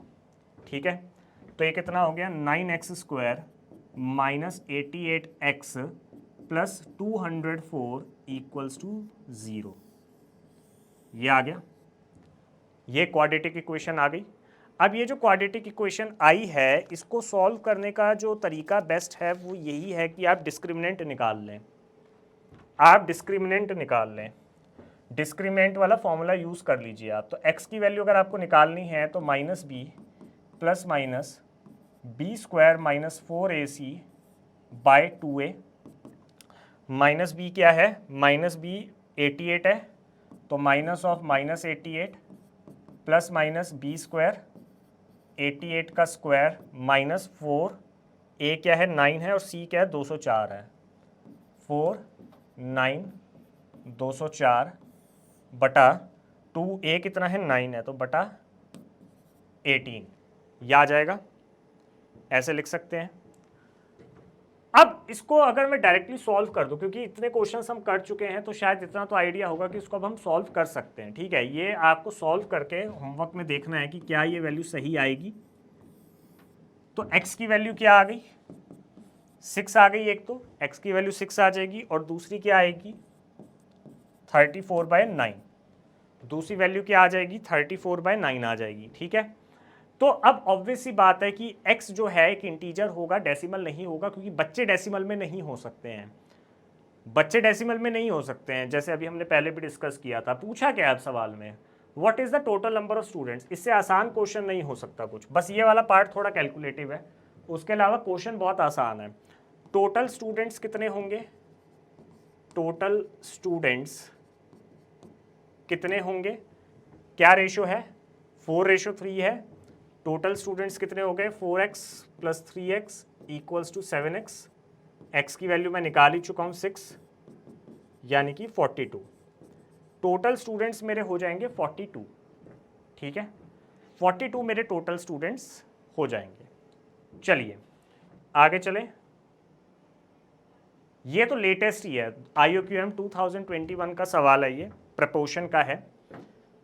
बहुत अच्छा सवाल है ये, मतलब इसको समझने के लिए थोड़ा सा अपना दिमाग खोल के रखना कि अच्छे से समझ में आ जाए।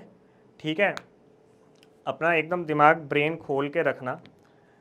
देखिए, a total fixed amount of n,000 rupees is given to 3 person ABC every year. हर साल n अमाउंट दिया जाता है। Each being given an amount proportional to their age, उनकी एज के according. In the first year, A got half of the total amount. When the sixth payment was made, A got 6/7 of the amount that she had in the first year. मतलब अगर जब six payment हुई तो A को 6/7 amount मिला है, किसका, जो उसको पहले साल मिला था, फर्स्ट पेमेंट जो मिली थी उसकी। B को 1000 रुपये कम मिले हैं जब सिक्स पेमेंट हुई थी। B को 1000 रुपये कम मिले हैं that she had in the first year. C को ट्वाइस अमाउंट मिला है that she had in the first year. N की वैल्यू निकालनी थी। ठीक है, N की वैल्यू निकालनी थी। अब N की वैल्यू निकालने के लिए पहले तो हमें प्रोपोर्शनल देखना पड़ेगा। भाई एक चीज देखो, जब सिक्स पेमेंट हुई होगी, जब सिक्स पेमेंट हुई होगी, जब सिक्स पेमेंट हुई होगी तो क्या सिचुएशन रही होगी। A की एज में 5 साल बढ़ चुके होंगे, B की एज में 5 साल बढ़ चुके होंगे और C की एज में भी 5 साल बढ़ चुके होंगे। 6 साल नहीं बढ़े होंगे, 5 साल बढ़े होंगे। ठीक है, क्योंकि सिक्स्थ पेमेंट हुई है, टोटल पेमेंट 6 नहीं हुई है, सिक्स्थ पेमेंट हुई है, तो यानी कि 5 पेमेंट्स और हुई हैं। पहली पेमेंट जब होती है उसको अगर आप A मान लें तो उसमें 5 पेमेंट्स और करेंगे तभी तो वो सिक्स्थ पेमेंट होगी, या 5 साल और ऐड करेंगे तभी तो वो सिक्स्थ ईयर आएगा। हर साल एक पेमेंट हो रही है। ठीक है, हर साल एक पेमेंट हो रही है, तो जब सिक्स पेमेंट आएगी तो 5 साल गुजर चुके होंगे पहले साल के कंपैरिजन में। फर्स्ट ईयर में 5 साल और ऐड हो जाएंगे तो वो 6 ईयर्स होंगे ना टोटल। मान लो कोई बच्चा 1 साल का, उसको पहली पेमेंट मिल गई, दूसरे साल दूसरी पेमेंट, तीसरे साल तीसरी पेमेंट, चौथे साल चौथी पेमेंट, पाँचवें साल पाँचवीं पेमेंट, छठे साल छठी पेमेंट। तो जब छठा साल हुआ तो वो टेक्निकली क्या हुआ, 1+5 ही तो हुआ। जब 1 साल का था तो पहली पेमेंट मिली, 5 साल और ऐड कर दो तो उसको 6 साल का जब होगा तो 6 पेमेंट मिलेगी। ठीक है, अब टोटल अमाउंट n है। ठीक है, स्टार्टिंग एज अगर हम इनकी ले लें, फर्स्ट पेमेंट की एज ले लें, 6 पेमेंट की तो मैंने लिख दी, तो फिर फर्स्ट पेमेंट की एज ले लेते हैं ए बी और सी, ए बी और सी ले लेते हैं फर्स्ट पेमेंट की एज। ठीक है, अब ए को कितना अमाउंट मिला है वो चेक करते हैं। ए को जब फर्स्ट पेमेंट हुई थी, ए को टोटल अमाउंट का हाफ मिला था। ए को जब फर्स्ट पेमेंट हुई थी टोटल अमाउंट का हाफ मिला था। अब इस चीज़ को रेशो के उस कॉन्सेप्ट से समझिए कि अगर मान लो कोई 2:3 है और मेरे को 500 रुपये देने हैं, 2 लोगों को 2:3 में 500 रुपये देने हैं, तो हर 5 में से, इसको हर 5 मत लिखो, हर 5 में से 2 रुपये ए को मिलेंगे और हर 5 में से 3 रुपये बी को मिलेंगे, इंटू 500 ऐसा लिख सकता हूं मैं। यही तो लिखता आ रहा हूं अभी तक मैं, क्या यही नहीं लिखता आ रहा मैं? तो जब फर्स्ट पेमेंट हुई होगी ए को, तो ए को कितना मिला होगा, total age A plus B plus C upon A, क्योंकि एज के प्रपोर्शन में मिल रहा है, into total amount equals to total amount का हाफ। क्या मैं ये कह सकता हूं? इसको आराम से देखिए, क्या मैं इसको ऐसे लिख सकता हूं? ठीक है भाई, उनके एज के प्रपोर्शन में ही तो मिल रही है, प्रपोर्शनल टू देयर एज। तो तीनों का एज का रेशो अगर ए रेशो बी रेशो सी है ड्यूरिंग देयर फर्स्ट पेमेंट, तो ए को कितना मिलेगा, ए अपॉन ए प्लस बी प्लस सी। अगर इनकी एज का रेशो 2:3 है और उस प्रपोर्शन में 500 रुपये देने हैं, तो हर 5 में से 2, 5 में से 3, ऐसे ही ए प्लस बी प्लस सी में से ए, ये हो गया, एन से एन कैंसिल कर दें तो ये क्या आ गया, 2a equals to A plus B plus C. तो मैं कह सकता हूं कि a equals to B plus C, ऐसा लिख सकते हैं। ये एक a से ये a कैंसिल हो जाएगा, क्या ऐसा लिख सकते हैं? ऐसा लिख सकते हैं। अब जब 6th पेमेंट हुई ए को, क्योंकि 6th पेमेंट की बात कर रहे हैं ए की, क्योंकि ए की ही 2 स्टेटमेंट्स दे रखी है ना। जब 6th पेमेंट हुई ए को, तो ए की एज में 5 साल बढ़ चुके थे, ऐसे ही बी की एज में 5 साल बढ़ चुके थे और ऐसे ही सी की एज में भी 5 साल बढ़ चुके थे। यानी कि टोटल अगर आप देखें तो इसको मैं ऐसे लिख सकता हूँ, 6 पेमेंट पे जब टोटल प्रोपोर्शनल आया होगा तो A plus B plus C plus 15, ऐसे लिख सकता हूँ 6 पेमेंट के टाइम पे, एज के प्रोपोर्शन में दे रहा हूँ ना। तो ए की एज में 5 साल बढ़ गए अपॉन तीनों की एज का सम ड्यूरिंग 6 पेमेंट, ऐसे लिख दिया। इसको देखो एक बार, A got 6/7 of the amount she had in the first year। जो अमाउंट इसे पहले साल मिला था उसका 6/7 मिला उसको 6 पेमेंट पे। तो इसको इंटू एन, क्योंकि इंटू एन जाएगा ना इधर, भाई इस प्रपोर्शन में तो मिल रहा है ना उसको पैसा। ये किसके इक्वल है, ये किसके इक्वल है, जस्ट अ सेकेंड, इसको थोड़ा सा अच्छे से लिख देते हैं। ये किसके इक्वल है, ये है 6/7 of the amount she had received in the first year। क्या ऐसे लिख सकता हूं? ए को उसकी एज के अकॉर्डिंग छठी पेमेंट में पैसा मिलेगा, ठीक है, टोटल डिनोमिनेटर और जो ए है वो न्यूमिनेटर, इनटू जो भी पैसा उसको 6 पेमेंट में होगा, टोटल एन ही तो होगा ना 6 पेमेंट पे भी, n 1000 रुपीज़ ही तो बट रहे हैं हर साल n 1000 रुपीज़ ही बट रहे हैं उनकी एज के अकॉर्डिंग। तो इसको सिंप्लीफाई करें तो एन से एन कैंसिल हो गया, ये 3 आ गया, ठीक है। तो ये क्या हो गया, 7a plus 35 equals to 3a plus 3b plus 3c plus 15 3 ज़ा 45, ठीक है। अब ये जो 3b प्लस 3c है, इसको अगर आप ध्यान से देखें, 3b प्लस 3c जो है, ये b प्लस सी ए के बराबर नहीं है क्या? ये b प्लस सी ए के बराबर नहीं है इस डेटा से अगर मैं देखूं तो क्या मैं इसको ऐसे नहीं लिख सकता, 3a plus 3a plus 10 equals to 7a? इसको देखिए, क्या इसको ऐसे लिख सकता हूँ?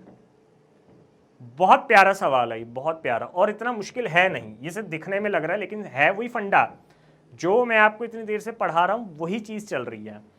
तो अब यहाँ पे देखो, ये 35 उधर ले जाकर मैंने 10 कर दिया डायरेक्टली, ये कंफ्यूज मत होना ये कैसे किया, ये 35 उधर ले गया हूँ तो 10 हो गया माइनस हो के, और ये 6 से इधर आ जाएगा, यानी कि a इक्वल्स टू 10। ओ हो, a की एज मुझे पता चल गई, a की एज मेरे को पता चल गई। अभी तो मैंने b और c के साथ कुछ करा ही नहीं है, मुझे a की एज पता चल गई, ठीक है, a की एज मुझे पता चल गई है। अब आगे क्या करें? आगे जो वो कह रहा है वो कर देते हैं, इतना क्या सोचना है। आगे क्या कह रहा है एक बार देखते हैं। बी की बात क्या कर रहा है? बी को 1000 रुपये कम मिले हैं, she had in the first year, B को 1000 रुपये कम मिले हैं, और वो कह रहा है C got twice of that she had in the first year. B को दुगना अमाउंट मिला है किसका? जो उसे फर्स्ट ईयर में मिला था, ठीक है, तो सी को दुगना अमाउंट मिला जो उसे फर्स्ट ईयर में मिला था। तो भाई सी की जो 6 पेमेंट होगी, 6 पेमेंट अगर मैं बात करूं सी की, तो 6 पेमेंट के टाइम पे सी की एज में भी 5 साल का इजाफा हो चुका होगा, डिवाइडेड बाय तीनों की एज का sum, A plus B plus C plus 15, ये उसे 6 पेमेंट पे मिला होगा पैसा। ये किसके बराबर है? ये किसके बराबर है? ये ट्वाइस है किसके? जो उसको फर्स्ट ईयर मिला था। फर्स्ट ईयर में सी को इतना पैसा मिला होगा, फर्स्ट ईयर में सी को इतना पैसा मिला होगा, ऐसे लिख सकते हैं, देखिए ध्यान से भाई, फर्स्ट ईयर में सी को इतना ही तो मिला होगा उसकी एज के अकॉर्डिंग, सी अपॉन ए plus B plus c into N. अब देखते हैं इसमें क्या क्या हम सिंप्लीफाई कर सकते हैं। एक बार अगर हम देखें तो एन से एन कैंसिल हो गया, ठीक है। मुझे पता है कि बी प्लस सी जो है वो ए के बराबर है, मुझे पता है कि ए जो है 10 है और ए जो है बी प्लस सी के बराबर है, यानी कि बी प्लस सी भी 10 है। क्या मैं ये कह सकता हूँ? अब बी प्लस सी को 10 डाल दो, ए को भी 10 डाल दो, सी प्लस 5 अपॉन ए 10 हो गया, बी प्लस सी भी 10 हो गया, ठीक है, plus 15 equals to 2c upon A 10 हो गया, बी प्लस सी भी 10 हो गया। तो ये कितना हो गया? c प्लस 5 ये 10 होगा, हाँ, c plus 5 upon 35 equals to 2c upon 20। Solve कर लें इसको, या थोड़ा सिंप्लीफाई करने का मन है? सिंप्लीफाई करना चाहते हो सिंप्लीफाई कर दो, ये हो गया 10, 5 2 ज़ा 5 7 ज़ा, यानी कि 2c प्लस 10 इक्वल्स टू 7, ठीक है, 2c प्लस 10 इक्वल्स टू 7, ठीक है। यहाँ पे एक प्रॉब्लम ये आ रही है कि c की एज में कुछ गड़बड़ हो रखी है, ठीक है, c की एज में कुछ गड़बड़ हो गई है। 10 ये है, 10 ये है, 20 है, 2c हो गया। तो क्या हमने सिंप्लीफाई ठीक किया है? एक बार चेक कर लें। c प्लस 5 35, ये हो गया 20, और 5 7 ज़ा 5 2 ज़ा। इसको एक बार दोबारा से देखते हैं।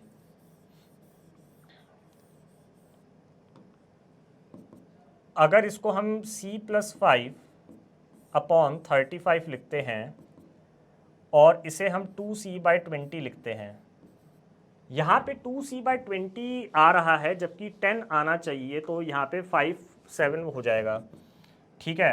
एक बार b का ट्राई करते हैं, 6 पेमेंट b की देखते हैं। 6 पेमेंट अगर b की हम देखें, b की 6 पेमेंट ट्राई करके देखते हैं यहाँ पे, ठीक है।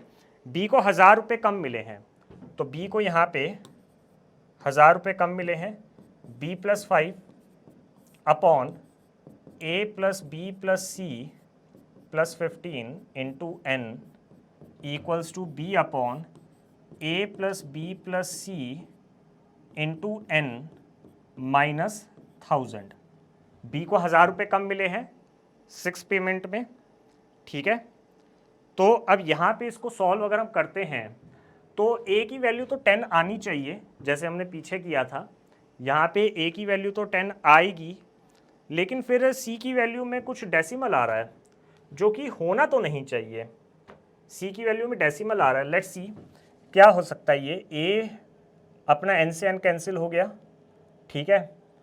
ये आपका आ जाएगा 10 प्लस 10 20, तो ये आपका आ जाएगा, एक बार दोबारा चेक करते हैं, ये 10 हो गया, ये 10 हो गया 20, वो हो गया 10 प्लस 10 20 35, ठीक है। ये तो ये आपका हो गया 10, तो ये क्या हो गया 10c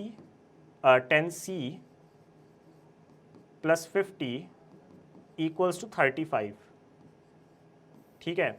यहाँ पे एक एरर आ रहा है, यहाँ पे एक एरर आ रहा है, इसको दोबारा से एक बार चेक करते हैं, ऐसा होना तो नहीं चाहिए।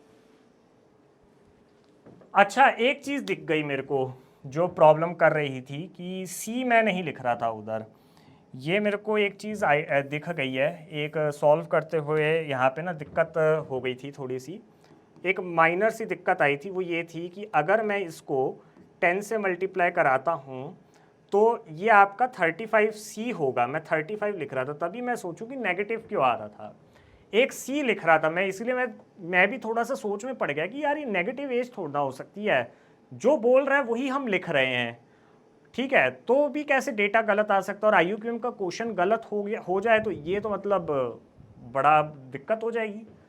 तो फिर ठीक है, इसको आप सॉल्व करते हैं, 10c, ठीक है, प्लस 50 इक्वल्स टू 35c, ये उधर जाएगा, 50 इक्वल्स टू 25c, तो c की वैल्यू क्या आ गई, 2 आ गई। अब c की वैल्यू 2 आ गई है, और मुझे पता है कि b प्लस c जो है 10 होता है, तो b की वैल्यू कितनी आ जाएगी, 10 माइनस 2 8, यानी कि मुझे तीनों की एज पता चल चुकी है, a हो गया 10, b हो गया 8 और c हो गया 2, ठीक है। ये अब मेरे को पता चल चुका है। यहाँ पे अगर मैं ABC की वैल्यू डाल दूँ तो मेरे को मेरा n मिल जाएगा, ABC की वैल्यू अगर मैं यहाँ डाल दूँ तो मुझे मेरा n मिल जाएगा, अब कोई टेंशन वाली बात नहीं है। a प्लस बी प्लस सी 20 होगा, b कितना आ रहा है, 8 आ रहा है, तो 8 plus 5 upon 35, 20 plus 15 into n equals to 8 upon 20 into n minus 1000, ठीक है। माइनस कितना हो गया, 1000 हो गया। अब आगे देखें, आगे करें तो भाई अब इसको सॉल्व करते हैं। ये कितना हो गया, 13n by 35 equals to 8n by 20 minus 1000। Question बहुत लंबा है भाई, क्वेश्चन IUQM का थोड़ा लेंदी तो होगा। अब इसको सॉल्व करने के लिए हमें एक पेज और चाहिए होगा। 13n by 35 equals to 8n by 20 minus 1000, ठीक है। अब इसको एक काम करते हैं, 1000 एक तरफ ले आओ, 8n by 20 minus 13n by 35, ठीक है, ये 1000 होगा। 20 और 35 का LCM अगर आप लेते हैं तो 700 आएगा, 70 नहीं आएगा, ठीक है, 700 आएगा इसका, 20 और इसका LCM लेते हैं तो LCM अगर आप लेते हैं तो ठीक है, नहीं तो इसको सॉल्व भी कर सकते हैं। यहाँ पे 4 2 ज़ा 4 5 ज़ा, ठीक है, तो ये आपका हो गया 2n बाई 5, सिंप्लीफाई कर दो ज़्यादा बेटर है, 13n बाई 35, तो LCM कितना आ गया, 35 आ गया, 35 LCM आ गया अपॉन 5 7 ज़ा 14n minus 13n equals to n by 35, ये किसके बराबर है, 1000 के बराबर है, तो n की वैल्यू क्या आ गई, 35,000। अरे बाप रे, इतना लंबा प्रोसेस करने के बाद आंसर आया है। अब यहाँ पे आपको फिल क्या करना था, देखिए यहाँ पे आपको फिल करना था, देखिए a total amount fixed amount of n1000 लिखा हुआ है, n1000, तो 1000 ऑलरेडी लगा रखा है, तो n की वैल्यू 35,000 नहीं होगी, n की वैल्यू होगी 35, जो आपका आंसर आएगा, ठीक है, n की वैल्यू होगी 35, जो आपका आंसर आएगा। तो चलिए आज इतना ही रखते हैं। उम्मीद है आपको रेशो प्रपोर्शन का थोड़ा सा आइडिया हुआ होगा, अच्छे से आइडिया हुआ होगा, और थोड़ी चीज़ें समझ में आई होंगी, क्वेश्चंस किस तरीके से चलते हैं रेशो प्रपोर्शन के समझ में आए होंगे। बाकी उम्मीद है कि आप इसको एक बार नहीं काफ़ी बार देखें और जो भी होमवर्क वाले छोटे छोटे पॉइंट्स मैंने लिखे हैं वो एक बार कमेंट्स में बताइएगा, मैं लाइक करूँगा। और अगर एक बार में कोई क्वेश्चन ना समझ में आए तो उसे दोबारा से ज़रूर देखिएगा, ठीक है। चलिए अब नेक्स्ट क्लास में मिलते हैं नए जोश और उम्मीद के साथ, तब तक के लिए बाय, ठीक है।